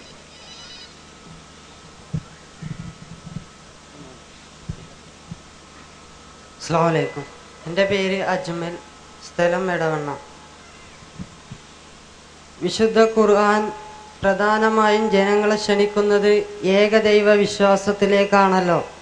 എന്നാൽ ഹൈന്ദവ അടിസ്ഥാന ഗ്രന്ഥങ്ങൾ നേരത്തെ സൂചിപ്പിച്ചതുപോലെ ഒരൊറ്റ ശ്ലോകത്തിൽ തന്നെ 5 പ്രാവശ്യം ത്വമേകം വരേണ്യം, ത്വമേകം ശരേണ്യം, ത്വമേകം ജഗത്കാരണം വിശ്വരൂപം എന്ന് പറഞ്ഞുകൊണ്ട് ദൈവത്തിൻ്റെ ഏകത്വത്തെ സ്ഥാപിക്കുന്നു. അതുപോലെ തന്നെ ക്രിസ്തീയ വേദങ്ങളുടെ അടിസ്ഥാന ഗ്രന്ഥത്തിലും നമ്മുടെ ദൈവമായ ഏക കർത്താവിനെ പൂർണ്ണ മനസ്സോടെയും പൂർണ്ണ ഹൃദയത്തോടെയും അനുസരിക്കണമെന്ന് പഠിപ്പിക്കുന്നു. പിന്നെ എന്തുകൊണ്ടാണ് ഹൈന്ദവ വിശ്വാസികൾ അദ്വൈതവാദക്കാരായതും ക്രിസ്തീയ വിശ്വാസക്കാർ ത്രികേയത്വത്തിൻ്റെ വക്താക്കളായതും? ഒരു ദാർശനിക പണ്ഡിതൻ എന്നുള്ള നിലയിൽ താങ്കളുടെ അഭിപ്രായം ആരായുകയാണ്.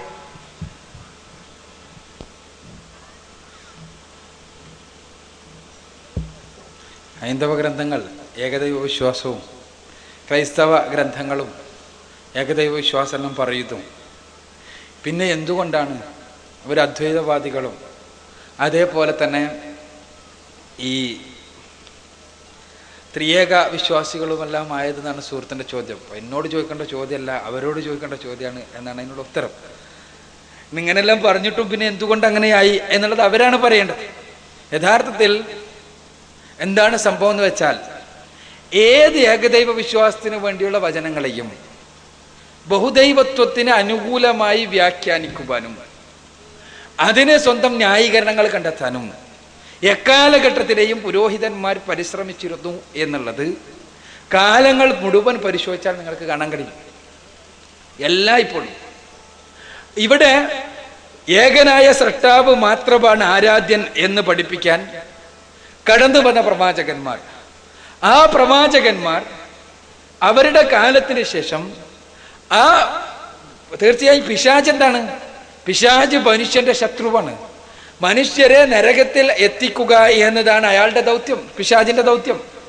ആ ദൗത്യ നിർവഹണത്തിന് സകല മാർഗങ്ങളും ഉപയോഗിക്കുന്ന പിശാചിനെ സംബന്ധിച്ചിടത്തോളം അവന് മനുഷ്യൻ ഒരിക്കലും സ്വർഗത്തിൽ എത്തുകയില്ല എന്ന് പടച്ച തമ്പുരാൻ ശപഥം ചെയ്ത് പറഞ്ഞൊരു കാര്യം മറ്റൊരു പാപത്തെ കുറിച്ച് പറഞ്ഞിട്ടില്ല.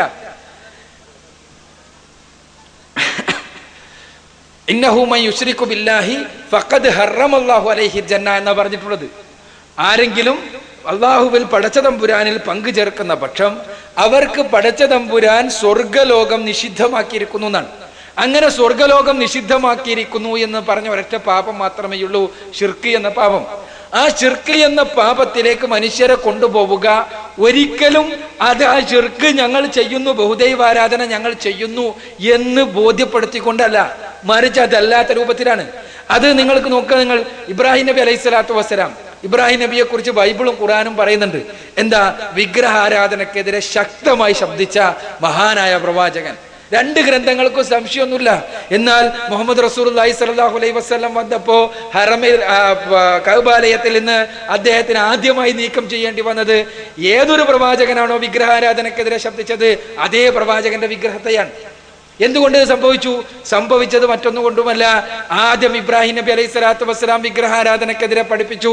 അടുത്ത തലമുറയിലേക്ക് വന്നപ്പോഴേക്ക് പ്രവാചകന്മാരുടെ നിയോഗം ഉണ്ടാകാത്ത സമൂഹങ്ങളിൽ, അതിന് പിന്നീടുണ്ടായ സമൂഹങ്ങളിൽ എന്തുണ്ടായി? പിശാച് മെല്ലെ മെല്ലെ ദുർബോധനം നടത്തി. അവരെ ബഹുമാനിക്കേണ്ടതുണ്ട്, ഇബ്രാഹിം നബിയെ ബഹുമാനിക്കണം. അതിന് ഇബ്രാഹിം നബിക്ക് ബഹുമാന്യമായ രൂപത്തിലുള്ള സ്ഥാനങ്ങൾ നൽകണം. അതിന് അദ്ദേഹത്തിന്റെ ചില വിഗ്രഹങ്ങൾ ആവശ്യപ്പാട്. ആ വിഗ്രഹത്തിന് മുന്നിൽ അദ്ദേഹത്തെ ബഹുമാനിക്കാൻ വേണ്ടി നമുക്ക് കൂടിയിരിക്കാം. ആ കൂടിയിരിക്കുന്നത് പിന്നീട് പ്രാർത്ഥനയാക്കി മാറ്റാം. ആ പ്രാർത്ഥനകൾ ആരാധനകളായി മാറുന്നു. സ്വാഭാവികമായും ഇങ്ങനെ സൃഷ്ടിപൂജയിൽ നിന്ന്, സൃഷ്ടാവിനെ മാത്രം ആരാധിക്കുന്നതിൽ നിന്ന് ആ ആരാധന പഠിപ്പിക്കാൻ വേണ്ടി കടന്നു വന്ന ഇബ്രാഹിം നബി അലൈഹി സ്വലാത്തു വസ്സലാമിന്റെ അനുയായികളെ തന്നെ മെല്ലെ മെല്ലെ മെല്ലെ മെല്ലെ തെറ്റിച്ചു കൊണ്ടുപോകണം. ഇത് ഏത് സമൂഹത്തിലുണ്ടായതാ? ഈസാ നബി അലൈഹി സ്വലാത്തു വസ്സലാം ഒരിക്കൽ പോലും എന്നെ ആരാധിക്കുക എന്ന് പഠിപ്പിച്ചതായി ബൈബിളിൽ പോലുമില്ല. എന്നാൽ പിൽക്കാലഘട്ടത്തിൽ ഈസാ നബി അലൈഹി സ്വലാത്തു വസ്സലാമിന്റെ മതത്തെ നശിപ്പിക്കാൻ വേണ്ടി ശ്രമിച്ച് പരാജയപ്പെട്ട് അവസാനം ആ മതത്തിനകത്തേക്ക് കയറിക്കൂടിയ പോൾ എന്ന് പറഞ്ഞ വ്യക്തി, ഷൗൽ എന്ന് പറഞ്ഞ വ്യക്തി, അദ്ദേഹം മെല്ലെ മെല്ലെ യേശു ക്രിസ്തു ദൈവത്തിന് സമാനനാണ് എന്നുള്ള വിശ്വാസം, ചിന്താഗതി ഉണ്ടാക്കിയെടുക്കുകയാണ് ചെയ്യുന്നത്. അത് വലിയൊരു ചരിത്രമാണ്. അങ്ങനെ ഉണ്ടാക്കി ചെറിയ വിത്ത് അദ്ദേഹം പാകി. അത് AD 325 ആയപ്പോഴേക്ക് യേശുവും ദൈവവും ഒന്നു തന്നെയാണെന്നുള്ള വിശ്വാസം വന്നു. ആദ്യം ഇടയാളനായി, പിന്നീട് മധ്യവർത്തിയായി, അത് പിന്നെ സ്വതന്ത്രമായ കഴിവുള്ള ദൈവമായി, അവസാനം ദൈവം തന്നെയായി. പിന്നീട് വന്നപ്പോൾ യഥാർത്ഥ യേശു പ്രാർത്ഥിച്ച ദൈവം ഔട്ടായി, യേശു മാത്രം ദൈവമായി മാറുന്ന അവസ്ഥയായി. ഇന്ന് ആരാധനകളിൽ നമുക്ക് കാണാൻ കഴിയും, യേശുവിനെ അല്ലാതെ യേശു പ്രാർത്ഥിച്ചത് ആരോടാണോ ആ വ്യക്തിയെ ആരാധിക്കുന്ന സമ്പ്രദായം യേശുവിന്റെ അനുയായികൾ എന്ന് പറയുന്നവരിൽ കാണുക അപൂർവമാണ് എന്നുള്ള വസ്തുത. അപ്പൊ ഞാൻ സൂചിപ്പിക്കുന്നത് ഇത് പിശാചിന്റെ പ്രവർത്തനമാണ്. മനുഷ്യരെ മെല്ലെ മെല്ലെ സൃഷ്ടിപൂജയിൽ നിന്ന് കൊണ്ടുപോയി സൃഷ്ടാവിനെ മാത്രം ആരാധിക്കുന്ന അവസ്ഥയിൽ നിന്ന് കൊണ്ടുപോയി സൃഷ്ടിപൂജയിലെത്തിക്കുക എന്നത് അത് പിന്നെ എല്ലാ സമൂഹങ്ങളിലും ഉണ്ടാകും. അപ്പൊ സ്വാഭാവികമായി ഇത്തരം വചനങ്ങൾ അവർ കാണും. അതിന് ദുർവ്യാഖ്യാനങ്ങൾ പണിയും, അതിന് വ്യാഖ്യാനങ്ങൾ ഉണ്ടാക്കും. എന്താ, ഞങ്ങള് യേശുവിനെ ആരാധിക്കുന്നില്ല എന്ന് പറയും ആദ്യം. പിന്നീട് യേശു തന്നെ ദൈവമാകുമ്പോ യേശു തന്നെയുള്ള ദൈവം, പിന്നീട് ആരാധിക്കുക ഏകദൈവത്തെ മാത്രം ആരാധിക്കുക എന്ന് പറഞ്ഞത് യേശുവിനെ കുറിച്ച് തന്നെയാണെന്ന് പറയും. ഇതേപോലെ തന്നെ പല രൂപങ്ങളിൽ വ്യാഖ്യാനങ്ങൾ കണ്ടെത്തും. ആ വ്യാഖ്യാനങ്ങൾ മനുഷ്യരെ വഴികേടിൽ നിന്ന് വഴികേടിലേക്ക് കൊണ്ടുപോയിക്കൊണ്ടിരിക്കും എന്നുള്ളതാണ് സത്യം. അതുകൊണ്ട് ചോദ്യത്തിനുള്ള ഉത്തരം, പിന്നെ യഥാർത്ഥത്തിൽ പ്രവാചകന്മാർ പഠിപ്പിച്ച ആശയത്തിലത് മനുഷ്യരെ വഴിതെറ്റിക്കുവാൻ വേണ്ടി പിശാച് പ്രവാചകന്മാരെ തന്നെ നിമിത്തമാക്കിയതായിട്ടാണ് ചരിത്രത്തിൽ നമുക്ക് കാണാൻ കഴിയുന്നത്. അതാണ് എല്ലാ മതങ്ങളും ആ രൂപത്തിൽ വഴിതെറ്റിപ്പോകുവാൻ കാരണം. സൃഷ്ടാവിനെ മാത്രം ആരാധിക്കുക എന്ന തത്വമാണ് എല്ലാ പ്രവാചകന്മാരും പഠിപ്പിച്ചത് എന്ന് വേദഗ്രന്ഥങ്ങൾ തന്നെ സാക്ഷീകരിക്കുന്നുണ്ട് എന്നുള്ളതാണ് യാഥാർത്ഥ്യം. അടുത്തത് ചോദ്യം.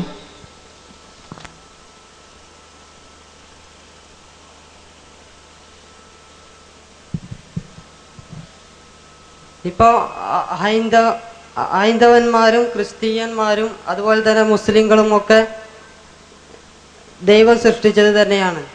ഒരു ബൗദ്ധ വിശ്വാസിയുടെ മൃതദേഹം കൊണ്ടുപോയപ്പോൾ ഒരു സഹാബി പൊട്ടിച്ചിരിച്ചപ്പോൾ നബി സല്ലല്ലാഹു അലൈഹി വസല്ലം അതിനെ ആക്ഷേപിച്ചുകൊണ്ട് പറഞ്ഞു, ഒരാളെ മുസ്ലിമും ക്രിസ്ത്യാനിയും അഗ്നി ആരാധനവും ഒക്കെ ആക്കി മാറ്റുന്നത് അവരുടെ മാതാപിതാക്കളാണ്.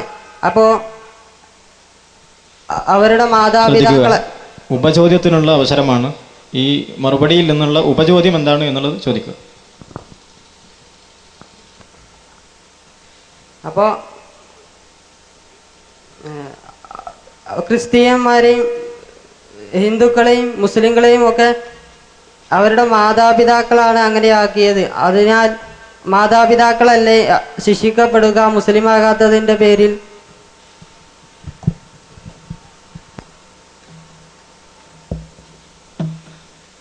മനുഷ്യരെല്ലാം ജനിച്ചത് ശുദ്ധ പ്രകൃതിയോടുകൂടിയാണ്, ഫിത്രത്തോടു കൂടിയാണ്. അവരെ അഗ്നി ആരാധകരും ബഹുദൈവാരാധകരും സൃഷ്ടിപൂജകരുമെല്ലാം ആക്കി മാറ്റുന്നത് അവരുടെ മാതാപിതാക്കളും സാഹചര്യങ്ങളുമാണ് എന്ന പ്രവാചക വചനത്തിൽ നിന്ന് അതിൽ മാതാപിതാക്കളെ ശിക്ഷക്ക് അർഹരാവുക എന്നാണ്. മാതാപിതാക്കൾ ശിക്ഷക്ക് അർഹരാകും എന്നതുകൊണ്ട് ഇയാൾ ശിക്ഷയിൽ നിന്ന് രക്ഷപ്പെടൂല.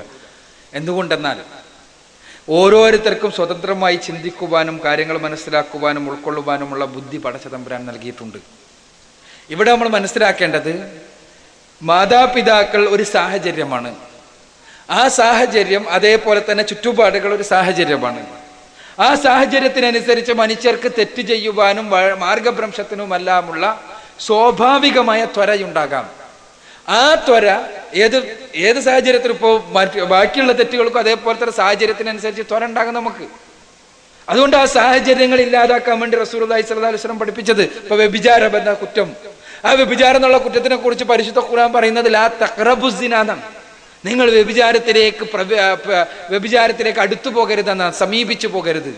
അപ്പൊ സമീപിക്കാതിരിക്കാനുള്ള, വ്യഭിചാരം എന്ന നികൃഷ്ടമായ കർമ്മത്തിലേക്ക് എത്തിച്ചേരാതിരിക്കുവാനുള്ള മാർഗദർശനം ഖുർആൻ റസൂലുള്ളാഹി സ്വല്ലല്ലാഹു അലൈഹി വസല്ലമയുടെ വചനങ്ങളും വ്യക്തമായി പഠിപ്പിച്ചു. അപ്പൊ ഞാൻ പറഞ്ഞു വരുന്നത്, സാഹചര്യങ്ങളും മറ്റുമെല്ലാം ആളുകളെ വഴിതെറ്റിക്കുന്നു. ആ സാഹചര്യങ്ങളിൽ നിന്ന് ഒഴിഞ്ഞു നിൽക്കാൻ മനുഷ്യരോട് ഇസ്ലാം ആഹ്വാനം ചെയ്യുന്നു. അതേസമയം ജന്മം എന്നത് ജന്മത്തിന്റെ അടിസ്ഥാനത്തിൽ പൊതുവെ മതം ആയി തിരിക്കുന്ന അവസ്ഥ ഉണ്ടാകാറുണ്ട്. അത് ആ അവസ്ഥക്കെ ഇസ്ലാം അംഗീകരിക്കുന്നില്ല. ഇസ്ലാം പറയുന്നത് മനുഷ്യർക്ക് ഓരോരുത്തർക്കും പടച്ച തമ്പുരാൻ ബുദ്ധി നൽകിയിട്ടുണ്ട്, ചിന്തിക്കുവാനുള്ള ശേഷി നൽകിയിട്ടുണ്ട്. ആ ചിന്താശേഷി ഉപയോഗപ്പെടുത്തി അവരുടെ മോക്ഷത്തിന്റെ മാർഗം എന്താണ്, ആത്യന്തികമായ വിമോചനത്തിന്റെ പാത എന്താണ് എന്ന് ഓരോരുത്തരും പഠിക്കുകയും മനസ്സിലാക്കുകയും അങ്ങനെ ഉൾക്കൊള്ളുകയും ചെയ്തുകൊണ്ട് സ്വീകരിക്കണം എന്നാണ്. ബാപ്പിയും മുസ്ലിമായി എന്നതിന്റെ പേരിൽ മാത്രം ഒരു മുസ്ലിമായി നടക്കുന്ന ഒരു ചങ്ങാതിക്ക് ഇസ്ലാമിൽ പടച്ചതമ്പുരാന്റെ അടുത്ത് ചെല്ലുമ്പോൾ മുസ്ലിങ്ങൾക്ക് കടന്നു പോകുവാനുള്ളത് എന്ന് പടച്ചോൻ പഠിപ്പിച്ച സ്വർഗത്തിലേക്ക് പ്രവേശനം ലഭിക്കൂല കേവലം മുസ്ലിമായി നടക്കുന്നവനെ. അതേസമയം മാതാപിതാക്കൾ മുസ്ലിങ്ങളായി ആ മാതാപിതാക്കൾ പഠിപ്പിച്ചതിനെ ഞാൻ ഉൾക്കൊണ്ട് എൻ്റെ ജീവിതത്തിൽ ഇസ്ലാം കാണുമ്പോഴാണ് അയാൾ മുസ്ലിമായി തീരുന്നത്, യഥാർത്ഥ മുസ്ലിമായി തീരുന്നത്. ഇതേപോലെ തന്നെ ആ ഒരു അമുസ്ലിം മാതാപിതാക്കളുടെ മകനായി ജനിച്ചാൽ അയാൾ ഫിത്രത്തോടുകൂടി ശുദ്ധപ്രകൃതിയോടുകൂടിയാണ് ജനിക്കുന്നത്. ആ ശുദ്ധപ്രകൃതിയിലേക്ക് തിരിച്ചു പോവുകയാണ്. അയാൾ ഏകനായ സ്രഷ്ടാവിനെ മാത്രം ആരാധ്യനായി സ്വീകരിക്കുകയും അവന്റെ വിധിവിലക്കുകൾ പ്രകാരം ജീവിക്കുകയും ചെയ്യാൻ തീരുമാനിക്കുമ്പോൾ അയാൾ ശുദ്ധപ്രകൃതിയിലേക്ക് തിരിച്ചു പോവുകയാണ് ചെയ്യുന്നത്. അപ്പോ ഇതുകൊണ്ട് അയാൾക്ക് ചിന്തിക്കുവാൻ ഉള്ള കഴിവ് നൽകിയിട്ടുണ്ട്, ബുദ്ധി ഉപയോഗിക്കുവാനുള്ള കഴിവ് നൽകിയിട്ടുണ്ട്. അതുകൊണ്ട് തന്നെ അയാൾ ഒരിക്കലും തന്നെ അയാളുടെ ഈ മാർഗഭ്രംശത്തിന് ഉത്തരവാദിയല്ല എന്ന് പറയുന്നതിൽ അർത്ഥമില്ല. ആ സാഹചര്യം ഉണ്ടായി എന്നതാണ് അതിന്റെ തുടക്കത്തിന് കാരണം എന്ന് മാത്രമാണ് റസൂലുള്ളാഹി സ്വല്ലല്ലാഹു അലൈഹി വസല്ലം ഇവിടെ പറയുന്നത്. അയാളെ മാറ്റുന്നത്, ഓരോ വിഭാഗമാക്കി മാറ്റുന്നത് എന്നാണ് പറയുന്നത്. അല്ലാതെ ഒരാളും വ്യത്യസ്ത വിഭാഗങ്ങൾ ജനിക്കുന്നില്ല എന്ന് മാത്രമാണ് റസൂലുള്ളാഹി സ്വല്ലല്ലാഹു അലൈഹി വസല്ലം ഇതിൽ പഠിപ്പിച്ചിട്ടുള്ളത്. അഥവാ മുസ്ലിമായി ജനിക്കുക, ഹിന്ദുവായി ജനിക്കുക, ക്രിസ്ത്യാനിയായി ജനിക്കുക, പാർസിയായി ജനിക്കുക എന്ന രീതിയില്ല. എല്ലാവരും ശുദ്ധ പ്രകൃതിയിലാണ് ജനിക്കുന്നത്, ഫിത്രത്തോടു കൂടിയാണ് ജനിക്കുന്നത്, ജാതികളിലല്ല ജനിക്കുന്നത്. പടച്ചതമ്പുരാൻ ആരെയും ഓരോ പ്രത്യേക ജാതികളിലാക്കിയിട്ടില്ല. പക്ഷേ അവരുടെ സാഹചര്യങ്ങളും മാതാപിതാക്കളും വ്യത്യസ്ത വിഭാഗങ്ങളിലേക്ക് ആളുകളെ ആക്കുകയാണ് ചെയ്യുന്നത് എന്ന വസ്തുത വ്യക്തമാക്കുക മാത്രമാണ് ഈ വചനങ്ങളിൽ ചെയ്യുന്നത് എന്ന് നാം മനസ്സിലാക്കുക. അടുത്തത് സ്ത്രീകളുടെ ഭാഗത്തു നിന്നുള്ള ഒരു ചോദ്യമാണ്. ദൈവം ഒരുവനാണെന്നും ജഗദീശൻ ആകാശത്തിലാണെന്നും അമുസ്ലിം സഹോദരങ്ങളും അംഗീകരിക്കുന്നു. എങ്കിലും ദൈവത്തെ തേടി അവർ മിക്ക വസ്തുക്കളുടെ മുന്നിലും രൂപങ്ങളുടെ മുന്നിലും നമിക്കുന്നതായി കാണുന്നു. ഇതിന് അവരെ പ്രചോദിപ്പിക്കുന്ന രഹസ്യം എന്താണ് എന്ന് വ്യക്തമാക്കുക. ചോദ്യം ചോദിക്കുന്നത് സുബൈദ പാലോത്ത്. സഹോദരി സുബൈദയുടെ ചോദ്യം നേരത്തെ പറഞ്ഞ പോലെ തന്നെ അവരോട് ചോദിക്കേണ്ട ചോദ്യമാണ് ഇത്. കാരണം ഞാനത് പറയുന്നത് എന്താണെന്ന് വെച്ചാൽ, അവരെ എന്തിന് അത് പ്രചോദിപ്പിക്കുന്നു എന്ന് പറയേണ്ടത് അവരാണ്. യഥാർത്ഥത്തിൽ അതല്ല മാർഗം എന്നാണ് നമ്മൾ പറയുന്നത്. അവരെ ഞാൻ നേരത്തെ പറഞ്ഞതുപോലെ അവർ ഈ കാര്യങ്ങളിലേക്ക് പ്രചോദിപ്പിക്കുന്ന രീതിയിൽ സ്വാഭാവികമായി പിശാചിന്റെ പ്രവർത്തനമുണ്ട്, എല്ലായിടത്തുമുണ്ട്. അവരെ എന്നല്ല, നമ്മളെയും ബഹുദൈവാരാധനയിലേക്ക് കൊണ്ടുപോകാൻ വേണ്ടി പിശാച് പരിശ്രമിച്ചുകൊണ്ടിരിക്കും, പല തലങ്ങളിലും പല രൂപങ്ങളിലും. അതുകൊണ്ട് തന്നെ എപ്പോഴും റസൂലുള്ളാഹി സ്വല്ലല്ലാഹു അലൈഹി വസല്ലം പറഞ്ഞല്ലോ, പിന്നെ നിങ്ങളിലേക്ക് കുഫ്ർ കടന്നു വരുന്നത്, ശിർക്ക് കടന്നു വരുന്നത്, ഇരുട്ടത്ത് ഒരു കറുത്ത ഉറുമ്പ് കടന്നു വരുന്ന രീതിയിൽ, വളരെ ഗോപ്യമായ രീതിയിൽ കടന്നു വരുന്നത് നിങ്ങൾ സൂക്ഷിക്കുക എന്ന്. വളരെ പ്രധാനപ്പെട്ട കാര്യമാണത്, വളരെ പ്രധാനപ്പെട്ട കാര്യം. ശിർക്ക് പല തലങ്ങളിൽ ചെറിയ രീതിയിൽ കടന്നു വരുന്നു, പല തലങ്ങളിൽ. ആ ശിർക്ക് കടന്നു വരാതിരിക്കുവാൻ ശ്രദ്ധിക്കുക എന്നുള്ളതാണ് നമ്മൾ ഓരോരുത്തരും ചെയ്യേണ്ടത്. സ്വാഭാവികമായി ഏകദൈവ വിശ്വാസമാണ് പരിശുദ്ധ ഖുർആനിലുള്ളത്. അതുമായിട്ട് തലയിലും വെച്ച് കിടന്നുറങ്ങിയാൽ നമ്മൾ ഏകദൈവ വിശ്വാസികളാകും എന്ന് വിചാരിക്കുന്നതിൽ ഒരു അർത്ഥമല്ല. ആ പരിശുദ്ധ ഖുർആനിനെ ദുർവ്യാഖ്യാനം ചെയ്ത് ബഹുദൈവ ആരാധനക്ക് തെളിവ് കണ്ടെത്തുന്ന ആളുകളുണ്ട്, സൃഷ്ടിപൂജക്ക് തെളിവ് കണ്ടെത്തുന്ന ആളുകളുണ്ട്. അഹം ബ്രഹ്മാസ്മി എന്ന ശ്രീ ശങ്കരാചാര്യരുടെ ആശയത്തിന് ഖുർആനിൽ നിന്ന് തെളിവ് കണ്ടെത്തുന്ന ആളുകളുണ്ട്. അതിന് ഗ്രന്ഥങ്ങൾ രചിക്കപ്പെട്ടിട്ടുണ്ട്. ഇതെല്ലാം എന്താണ്? പൈശാചികമായ വടികളാണ്. അതുകൊണ്ടാണ് നമ്മൾ പറയുന്നത് പരിശുദ്ധ ഖുർആനിന് പ്രവാചകൻ സല്ലല്ലാഹു അലൈഹി വസല്ലമയുടെ വചനങ്ങൾക്ക് ആദിമ നൂറ്റാണ്ടുകാർ ഏത് രൂപത്തിലാണോ മനസ്സിലാക്കിയത്, വ്യാഖ്യാനിച്ചത്, ഉൾക്കൊണ്ടത്, അതേ രൂപത്തിൽ ഉൾക്കൊള്ളുകയും വ്യാഖ്യാനിക്കുകയും മനസ്സിലാക്കുകയും ആ രൂപത്തിൽ അനുഷ്ഠിക്കുകയും ചെയ്യണം എന്ന് പറയാനുള്ള കാരണം അതാണ്. ഇത് ഏത് തലത്തിലും സ്വന്തമായ യുക്തിയും ബുദ്ധിയും ഉപയോഗിച്ച് വ്യാഖ്യാനിച്ച് ഏത് വചനങ്ങളെയും സ്വന്തം താല്പര്യങ്ങൾക്കനുസരിച്ച് ദുർവ്യാഖ്യാനിക്കാൻ കഴിയും. അങ്ങനെ ദുർവ്യാഖ്യാനിക്കുകയാണ് പല ഗ്രന്ഥങ്ങളുടെ കാര്യത്തിലും സംഭവിച്ചിട്ടുള്ളത് എന്നുള്ളതാണ് സത്യം. പക്ഷേ മറ്റ് ഗ്രന്ഥങ്ങളിൽ ഒരു കാര്യം നമ്മൾ മനസ്സിലാക്കണം. ബഹുദൈവ ആരാധന ഓരോ സമൂഹങ്ങളിലേക്ക് കടന്നു വന്നപ്പോൾ അതിനനുസരിച്ച് വചനങ്ങൾ ഉണ്ടാക്കി ആ ഗ്രന്ഥങ്ങളിൽ തിരികെ കയറ്റി എന്ന് നമുക്ക് കാണാൻ കഴിയും.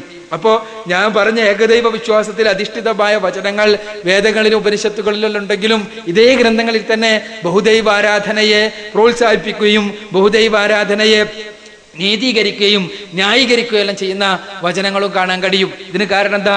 വേദഗ്രന്ഥങ്ങളെ സ്വന്തം താല്പര്യങ്ങൾക്കനുസരിച്ച് അവർ മാറ്റം വരുത്തിയതാണ്. ഞാൻ പറഞ്ഞല്ലോ, യേശു ക്രിസ്തു ഏകനായ സൃഷ്ടാവ് മാത്രമാണ് ആരാധ്യൻ എന്ന് പറഞ്ഞു. എന്നാൽ യേശു തന്നെ ദൈവത്തിന്റെ പ്രതിപുരുഷനാണ് എന്ന രീതിയിലുള്ള വചനങ്ങൾ പൗലോസിന്റെ ലേഖനങ്ങളിലുണ്ട്. അതും ബൈബിളിലുള്ളത് തന്നെയാണ്. അപ്പോൾ ഇങ്ങനെ വേദങ്ങളിൽ കടത്തിക്കൂട്ടലുകളും എടുത്തുമാറ്റലുകളും നടന്നതുകൊണ്ട് എന്താണ് ഇവർ പഠിപ്പിച്ചതെന്ന് കൃത്യമായി മനസ്സിലാക്കാൻ സാധ്യമല്ലാത്ത അവസ്ഥയാണ്. എങ്ങനെയും വ്യാഖ്യാനിക്കാൻ പറ്റുന്ന അവസ്ഥാവിശേഷമാണ്. എന്നാൽ പരിശുദ്ധ ഖുർആനിന്റെ സവിശേഷത ഈ രംഗത്ത് മനുഷ്യരുടെ കരവിരുതുകളിൽ നിന്ന് പടച്ച തമ്പുരാൻ സമ്പൂർണ്ണമായി സംരക്ഷിച്ച ഗ്രന്ഥമാണ് എന്നുള്ളതാണ്. ഖുർആൻ പടച്ചോൻ തന്നെ സ്വയം ഏറ്റെടുത്ത ഗ്രന്ഥമാണ്. ഇന്നാ നഹ്നു നസ്സൽനാ ദിക്റ വ ഇന്നാ ലഹു ലഹാഫിളൂൻ. ഖുർആനിലെ 15-ാമത്തെ അധ്യായം സൂറത്തുൽ ഹിജ്റിലെ 9-ാമത്തെ വചനം. ഇത് നാം ആകുന്നു തീർച്ചയായും ഈ ഗ്രന്ഥം, ഈ ഉത്ബോധനം അവതരിപ്പിച്ചിട്ടുള്ളത്. അതിനെ നാം കാത്തു സൂക്ഷിക്കുകയും ചെയ്യുന്നതാണ്. അത് മനുഷ്യരുടെ കരവിരുതുകളിൽ നിന്ന് മുക്തമായി, കൈകടത്തലുകളിൽ നിന്ന് പൂർണ്ണമായും മുക്തമായി നിലനിൽക്കുന്ന വേദഗ്രന്ഥമാണ്, ഏക ഗ്രന്ഥമാണ് പരിശുദ്ധ ഖുർആൻ. ആ പരിശുദ്ധ ഖുർആൻ അതുകൊണ്ട് തന്നെ ഏകദൈവ ആരാധനയുടെ കൃത്യമായ, വ്യക്തമായ, സ്പഷ്ടമായ ചിത്രം വരക്കുന്നു എന്നുള്ളതാണ് യാഥാർത്ഥ്യം. വഴികേടുകൾ ഏത് സമൂഹത്തിലും ഉണ്ടാകും. അതിന് അതിൻ്റെതായ ന്യായീകരണങ്ങൾ അവർ കണ്ടെത്തുന്നുമുണ്ടാകും. ഓരോരുത്തർക്കും ഓരോ ന്യായീകരണമാകും എന്ന് നാം മനസ്സിലാക്കുക.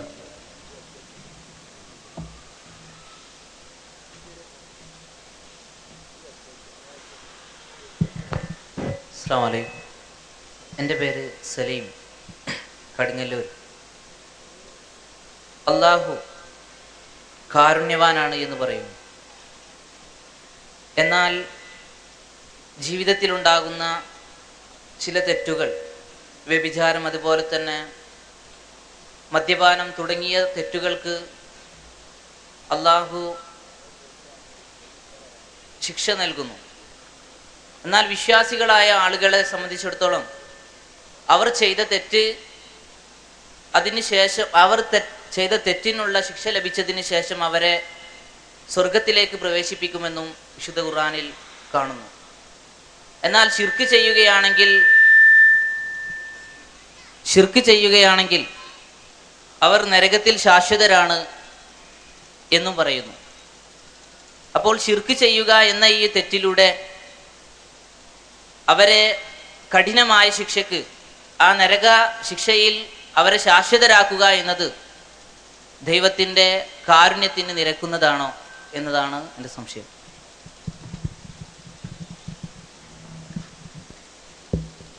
ഷിർക്ക് ചെയ്യുന്നവരെ ശാശ്വതമായി ശിക്ഷിക്കുന്നു എന്നത് ദൈവിക കാരുണ്യത്തിന് നിരക്കുന്നതാണോ എന്നാണ് സുഹൃത്തിൻ്റെ ചോദ്യം. ഇവിടെ നമ്മൾ മനസ്സിലാക്കേണ്ടത്, ഒരു പാപം അത് ഏതൊക്കെ തലത്തിലാണ് എന്നത് തീരുമാനിക്കുവാനുള്ള പൂർണ്ണമായ അവകാശം പടച്ച തമ്പുരാന് മാത്രമാണ്. പുണ്യവും അതേപോലെ തന്നെ. കാരണം നന്മ തിന്മകളെക്കുറിച്ച് കൃത്യമായി വ്യവച്ഛേദിച്ച് മനസ്സിലാക്കാൻ മനുഷ്യർക്ക് കഴിയില്ല.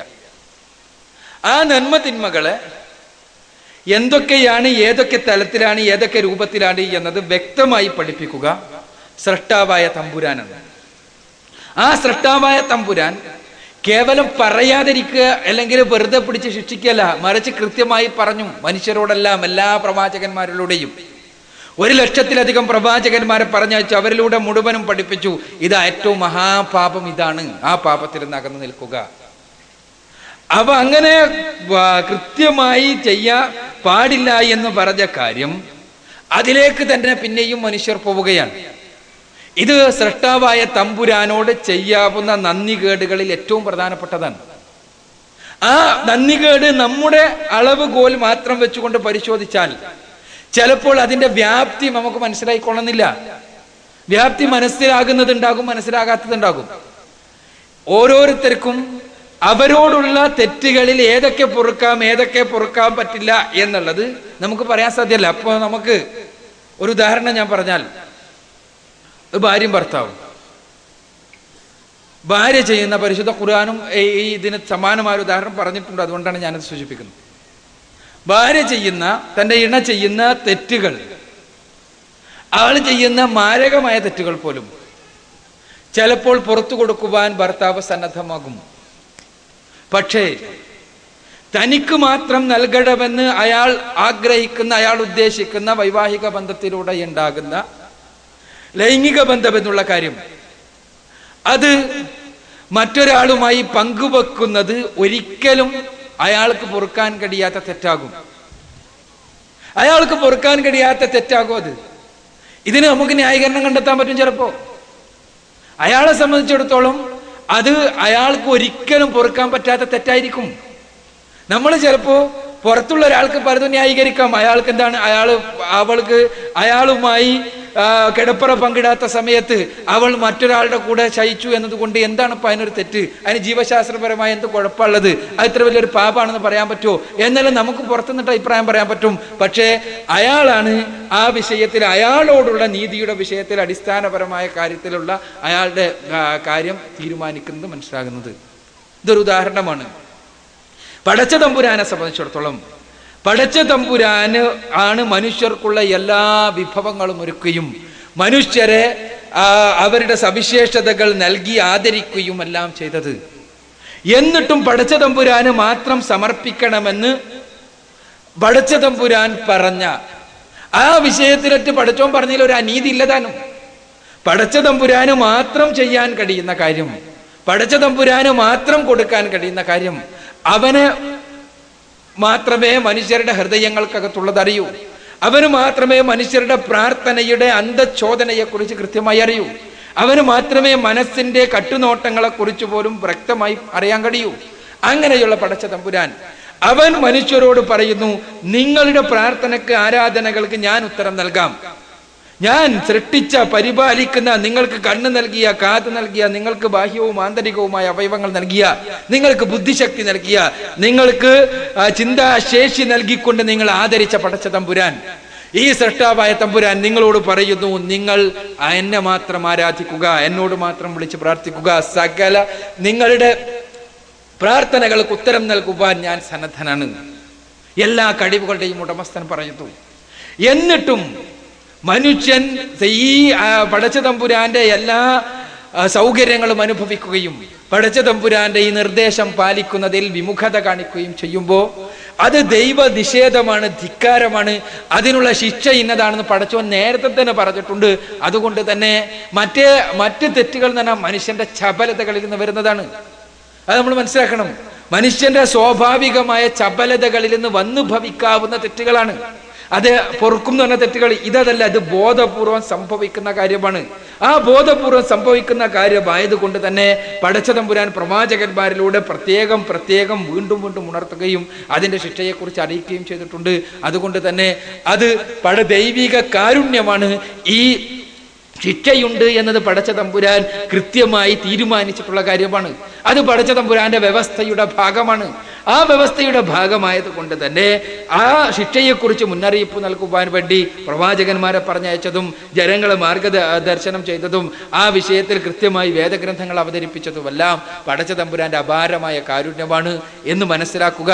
ദൈവിക കാരുണ്യവും ദൈവിക നീതിയും പരസ്പരം യോജിച്ചു പോകുന്ന, പാരസ്പര്യത്തോടു കൂടി പോകുന്ന കാര്യങ്ങളാണ് എന്നുള്ള വസ്തുത നാം ഉൾക്കൊള്ളുക എന്നാണ് വിഷയകമായി എനിക്ക് പറയാനുള്ളത്. സ്ത്രീകളുടെ ഭാഗത്തു നിന്നുള്ള ഒരു ചോദ്യമാണ്. എല്ലാ സമുദായങ്ങളിലേക്കും ഒരു മുന്നറിയിപ്പുകാരനെ അയച്ചിട്ടുണ്ട് എന്ന് വിശുദ്ധ ഖുർആനിൽ പല സ്ഥലങ്ങളിലും പ്രസ്താവിക്കുന്നുണ്ടല്ലോ.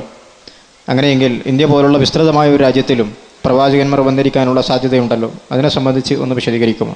ചോദ്യം ജസീന വെട്ടുപാറ.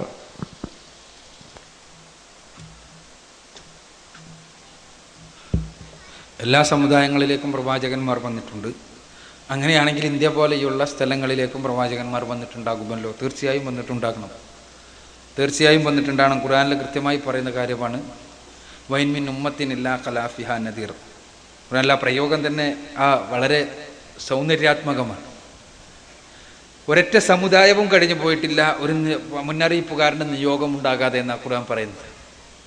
അഥവാ എല്ലാ സമുദായങ്ങളിലേക്കും പ്രവാചകന്മാരുടെ നിയോഗം ഉണ്ടായിട്ടുണ്ട്. തീർച്ചയായും ഒരുപാട് കാലഘട്ടത്തിലെ നാഗരിക പാരമ്പര്യം അവകാശപ്പെടുവാനുള്ള, ദാർശനിക പാരമ്പര്യം അവകാശപ്പെടുവാനുള്ള ഭാരതത്തിൽ ഒന്നിലധികം പ്രവാചകന്മാരുടെ നിയോഗം ഉണ്ടായിട്ടുണ്ടാകും എന്ന് തന്നെയാണ് മനസ്സിലാക്കാൻ കഴിയുന്നത്.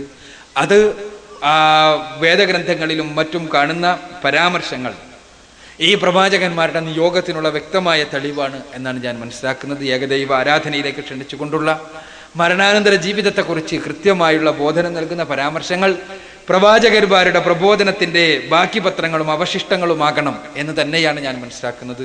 എന്നാൽ ആരൊക്കെയാണ് ഇന്ത്യയിലേക്ക് വന്ന പ്രവാചകന്മാർ എന്ന് കൃത്യമായി മനസ്സിലാക്കുവാൻ നിർവാഹമില്ല. ഋഷിമാരായി, മഹർഷിമാരായി എല്ലാം പ്രത്യേകമായി പേരെടുത്ത് പറയപ്പെട്ടിട്ടുള്ള ആളുകൾ ചിലപ്പോൾ പ്രവാചകന്മാരായിരിക്കാം. ഉദാഹരണത്തിന് പലപ്പോഴും എൻ്റെ ശ്രദ്ധയിൽ, പഠനങ്ങളിൽ എൻ്റെ ശ്രദ്ധയിൽ കുരുങ്ങി നിന്നിട്ടുള്ളൊരു വ്യക്തിത്വമാണ് വേദവ്യാസൻ എന്നുള്ള വ്യക്തിത്വം. വേദവ്യാസൻ ഇന്ത്യയിലെ ഭാരതീയ ഗ്രന്ഥങ്ങളിൽ നിങ്ങൾക്ക് കാണാൻ കഴിയും. വേദവ്യാസൻ വേദം മുതൽക്കുള്ള പേരാണ് അദ്ദേഹത്തിൻ്റെ. വേദത്തെ വ്യസിച്ചവൻ എന്നുള്ള അർത്ഥത്തിലുള്ള വേദവ്യാസൻ എന്ന് പറയുന്നു. ഈ വേദവ്യാസനാണ് 18 പുരാണങ്ങളും 18 പുരാണങ്ങളുടെ കർത്താവ് വേദവ്യാസനാണെന്നാണ്. വേദങ്ങൾ വ്യസിച്ച വേദവ്യാസൻ, 18 പുരാണങ്ങളുടെ കർത്താവ് വേദവ്യാസൻ, മഹാഭാരതത്തിന്റെ കർത്താവ് വേദവ്യാസൻ. ഇതെല്ലാം വേദവ്യാസൻ എന്നുള്ളൊരു പേര്, അദ്ദേഹത്തിന്റെ പേര് ഒരിക്കലും 18 പുരാണങ്ങൾ രചിച്ചത് ഒരാളാകാൻ യാതൊരു സാധ്യതയില്ല. കാരണം അതിലത്രയും വ്യത്യസ്തങ്ങളായ കഥാപാത്രങ്ങളും കഥാശകലങ്ങളും വൈരുദ്ധ്യങ്ങളും എല്ലാം നിലനിൽക്കുന്നുണ്ട്. ഒരാളുടെ ജീവിതകാലത്ത് രചിക്കാൻ കഴിയുന്നതിനപ്പുറത്താണ്. ഇതേപോലെ തന്നെ മഹാഭാരതം എന്നെല്ലാം പറഞ്ഞാൽ തന്നെ ഒരു മഹാസംഭവമാണ്. അതുകൊണ്ട് തന്നെ ഇതെല്ലാം കൂടി ഒരാൾ രചിച്ചു എന്ന് കരുതുന്നതിൽ യാതൊരു യുക്തിയുമില്ല. ഹൈന്ദവ പണ്ഡിതന്മാർ തന്നെ വ്യക്തമാക്കിയിട്ടുള്ളതാണ്, വ്യത്യസ്ത വേദവ്യാസന്മാരാകണം ഇവ രചിച്ചത് എന്ന്. അപ്പോൾ ഞാൻ മനസ്സിലാക്കുന്നത്, വേദവ്യാസനെ കുറിച്ച് പറയുമ്പോൾ ഒരു കാര്യം കൂടി മനസ്സിലാക്കേണ്ടത്, ഭാരതീയ പാരമ്പര്യപ്രകാരം 2 തരം മഹാപുരുഷന്മാരുണ്ട്. ഒന്ന് ആചാര്യന്മാരാണ്. ആചാര്യന്മാരുടെ പേര് വേദങ്ങളും ഗ്രന്ഥങ്ങളുമായി ബന്ധപ്പെട്ടിട്ടാണ് പരാമർശിച്ചിട്ടുള്ളത്. ഉപനിഷത്തുക്കൾ, വേദങ്ങൾ, അതേപോലെ തന്നെയുള്ള ഗ്രന്ഥങ്ങളുമായിട്ട് ബന്ധപ്പെട്ടിട്ടാണ് ആചാര്യന്മാരുടെ പേരുള്ളത്. മറ്റൊരു വിഭാഗം അവതാരങ്ങളാണ്. ഈ അവതാര സങ്കല്പം പിൽക്കാലഘട്ടത്തിൽ ഉണ്ടായതാണ്. പിൽക്കാലഘട്ടത്തിൽ എന്ന് പറഞ്ഞാൽ പുരാണങ്ങളുടെ കാലഘട്ടത്തിലാണ് അവതാരങ്ങൾ കടന്നു വരുന്നത്. അവതാര സങ്കല്പം, ദൈവം തന്നെ ഭൂമിയിലേക്ക് മനുഷ്യനായി പിറന്നു എന്നുള്ള സങ്കല്പം വേദങ്ങളിലോ ഉപനിഷത്തുക്കളിലോ ഒന്നും കാണാൻ കഴിയില്ല. പിൽക്കാലഘട്ടത്തിലുണ്ടായ ഒരു സങ്കല്പമാണ്. ഈ 2 സങ്കല്പങ്ങളാണ് ഭാരതത്തിലെ പൗരാണിക പ്രഗത്ഭ പുരുഷന്മാരെ കുറിച്ചുള്ള സങ്കല്പങ്ങൾ. ഈ സങ്കല്പങ്ങൾ കൂട്ടിമുട്ടുന്ന ഒരു വ്യക്തിത്വം കൂടിയാണ് വേദവ്യാസൻ. നമ്മൾ മനസ്സിലാക്കുക, മഹാദേവി ഭാഗവത പ്രകാരം 24 അവതാരങ്ങളാണുള്ളത്. ആ 24 അവതാരങ്ങളിൽ ഒരാളാണ് വേദവ്യാസൻ. അതേപോലെ തന്നെ ആചാര്യന്മാരുടെ ഗണത്തിൽ ഞാനിവിടെ പറഞ്ഞു ഏറ്റവും പ്രധാനപ്പെട്ട വ്യക്തിയാണ് വേദവ്യാസൻ.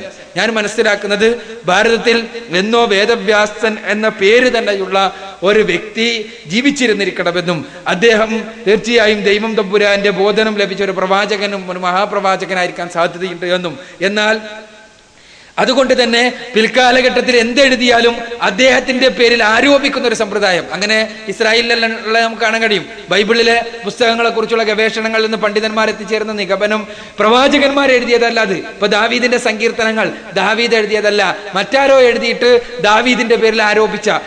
കാരണം അതിനൊരു പ്രാമാണികത ലഭിക്കാൻ വേണ്ടി ഇതേപോലെ തന്നെ പുരാണങ്ങൾ എല്ലാം പലരും എഴുതി എന്നിട്ട് വേദവ്യാസന്റെ പേരിൽ ആരോപിച്ചത് വേദവ്യാസൻ എന്ന ദൈവം തമ്പുരാന്റെ ബോധനം ലഭിച്ചിട്ടുള്ള മഹാപുരുഷന്റെ പേരിൽ ആരോപിച്ച് അതിന് ഒരു ഓതന്റിസിറ്റി, പ്രാമാണികത ലഭിക്കുവാൻ വേണ്ടി ചെയ്തതായിരിക്കണം എന്തെല്ലാമാണ് ഞാൻ മനസ്സിലാക്കുന്ന കാര്യം. ഇത് ഗണ്യതമായി പറയാൻ സാധ്യമല്ല. കാരണം കൃത്യമായി പരിശുദ്ധ ഖുർആനിലോ ഹദീസുകളിലോ വന്നാൽ മാത്രമേ ഇന്ന വ്യക്തി പ്രവാചകനാണെന്ന് നമുക്ക് പറയാൻ കഴിയൂ. എന്നാൽ ഇതൊരു കേവല ഗവേഷണം മാത്രമാണ്. ഇതേപോലെ തന്നെ ഭാരതത്തിൽ ഒരുപാട് പ്രവാചകന്മാർ കടന്നു വന്നിട്ടുണ്ടാകും. ആ പ്രവാചകന്മാർ മനുഷ്യരെ ഏകനായ സൃഷ്ടാവിനെ മാത്രം ആരാധിക്കുന്ന സമ്പ്രദായത്തിലേക്ക്, സൃഷ്ടിപൂജയിൽ നിന്ന് പൂർണ്ണമായും മുക്തമാകേണ്ടതിന്റെ ആവശ്യകതയിലേക്ക്, അതേപോലെ തന്നെ മരണാനന്തര ജീവിതത്തിലെ സ്വർഗപ്രവേശത്തിന് അർഹമായ കർമ്മങ്ങൾ ചെയ്യുന്ന പാതയിലേക്ക് ക്ഷണിച്ചിരിക്കണം എന്ന് തന്നെയാണ് മനസ്സിലാക്കേണ്ടത്. കുറ്റിത്തോടി അബ്ദുൽ ഹലീം എന്നയാളെ ജ്യേഷ്ഠൻ റസാക്ക് അടിയന്തരമായി ഗ്രൗണ്ടിന് പുറത്ത് കാത്തു നിൽക്കുന്നു.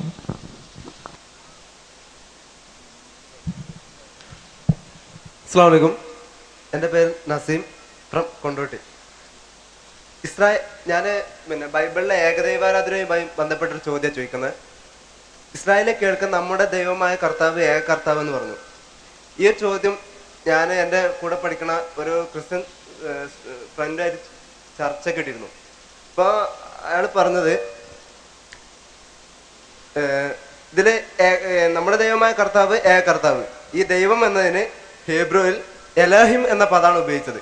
ഈ എലോഹിം എന്നത് ഒരു ഒരു ബഹുവചനമാണെന്നും അപ്പോൾ ഇതിന് ദൈവങ്ങൾ എന്ന അർത്ഥമാണ് വരുന്നതെന്നും പറഞ്ഞു.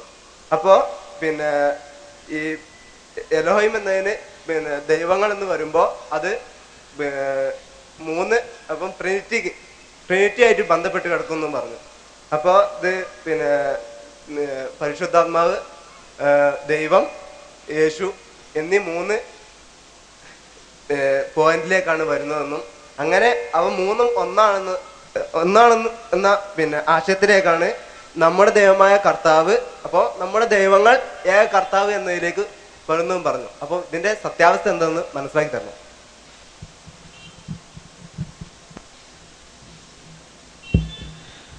ബൈബിളിലെ മർക്കോസിന്റെ സുവിശേഷം 12-ാം അധ്യായത്തിലെ 29-ാമത്തെ വചനം, ഇസ്രായേലെ കേൾക്കാൻ നമ്മുടെ ദൈവമായ കർത്താവ് ഏക കർത്താവ്. നമ്മുടെ ദൈവമായ കർത്താവിനെ പൂർണ്ണ ഹൃദയത്തോടെയും പൂർണ്ണ മനസ്സോടെയും പൂർണ്ണ ആത്മാവോടെയും പൂർണ്ണ ശക്തിയോടുകൂടെയും സ്നേഹിക്കുക എന്ന് പറഞ്ഞ വചനം ശുദ്ധമായ ഏകദൈവ ആരാധനക്ക് ഉള്ള വചനമാണ്. ഈ വചനത്തെ സുഹൃത്തിൻ്റെ ഇവിടെ ചോദ്യം ചോദിച്ച സഹോദരൻ്റെ സുഹൃത്ത് പറഞ്ഞിട്ടുള്ള ട്രിനിറ്റിക്കുള്ള തെളിവാണെന്നാണ്.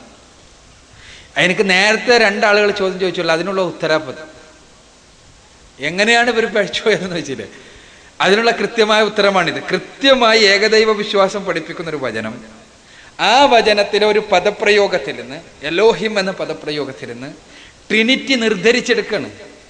ആ നിർദ്ധരിച്ചെടുക്കാൻ എത്ര കാലെടുത്തൊന്നും കൂടി നമ്മൾ മനസ്സിലാക്കേണ്ടതുണ്ട്. ഞാൻ പറയട്ടെ, പിതാവ്, പുത്രൻ, പരിശുദ്ധാത്മാവ് 3 പേർ ചേർന്നതാണ് ദൈവമെന്ന ആശയം ഈ വചനത്തിൽ നിന്ന് 12 അപ്പോസ്തലന്മാരിൽ ഒരാൾ പോലും മനസ്സിലാക്കിയിട്ടില്ല.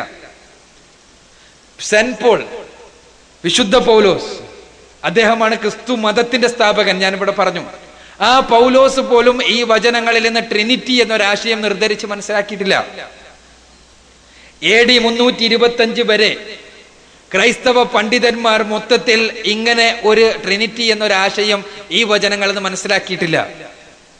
അതിനുശേഷം നിക്കിയ സുനഹദോസിന് ശേഷം ക്രൈസ്തവ സഭ പിതാവ്, പുത്രൻ, പരിശുദ്ധാത്മാവ് 3 പേർ ചേർന്നതാണ് ഏകദൈവം എന്ന ആശയം മുന്നോട്ട് വെച്ചതിന് ശേഷം അതിനനുകൂലമായി ബൈബിൾ അങ്ങോട്ട് വ്യാഖ്യാനിക്കണം. അങ്ങനെയാണ് എലോഹിം ബഹുദൈവമാകുന്നത്. എലോഹിം എന്നത് ഹീബ്രു പദമാണ്. എലോഹിം എന്ന ഹീബ്രു പദത്തില് ബഹുത്വമുണ്ട്. എന്താണ് ഇം എന്ന പദം? എലോഹ് എന്നാൽ ദൈവം, ഇം എന്നാൽ ബഹുത്വത്തെ കുറിക്കുന്ന പദമാണ്. ബഹുത്വം എന്താണ്? ബഹുത്വം 2 രൂപത്തിലുണ്ട്. ബഹുമാന സൂചകമായ ബഹുത്വമുണ്ട്. ബഹുമാന സൂചകമായ ബഹുത്വം എല്ലാ ഭാഷകളിലുണ്ട്. ഇതേപോലെ തന്നെ ഏകനായ ദൈവത്തെ വിളിക്കുവാൻ വേണ്ടി പ്രയോഗിച്ചപ്പോൾ യഹൂദന്മാർ ഇം എന്ന് പ്രയോഗിക്കാറുണ്ട്. ഹീബ്രുവിലുള്ള ഇം എന്നുള്ള പ്രയോഗം, ഇം എന്നത് ഇതേപോലെ തന്നെ ബഹുമാനിച്ച് പറയുന്ന കാര്യമാണ്. ബഹുമാന്യ സൂചകമായുള്ള ബഹുത്വ പ്രയോഗമാണെന്ന് അർത്ഥം. ആ ബഹുമാന സൂചകമായ ബഹുത്വ പ്രയോഗത്തിൽ നിന്ന് നമ്മൾ അതുകൂടി മനസ്സിലാക്കണം. ഇത് യേശു മാത്രം പറഞ്ഞതല്ല.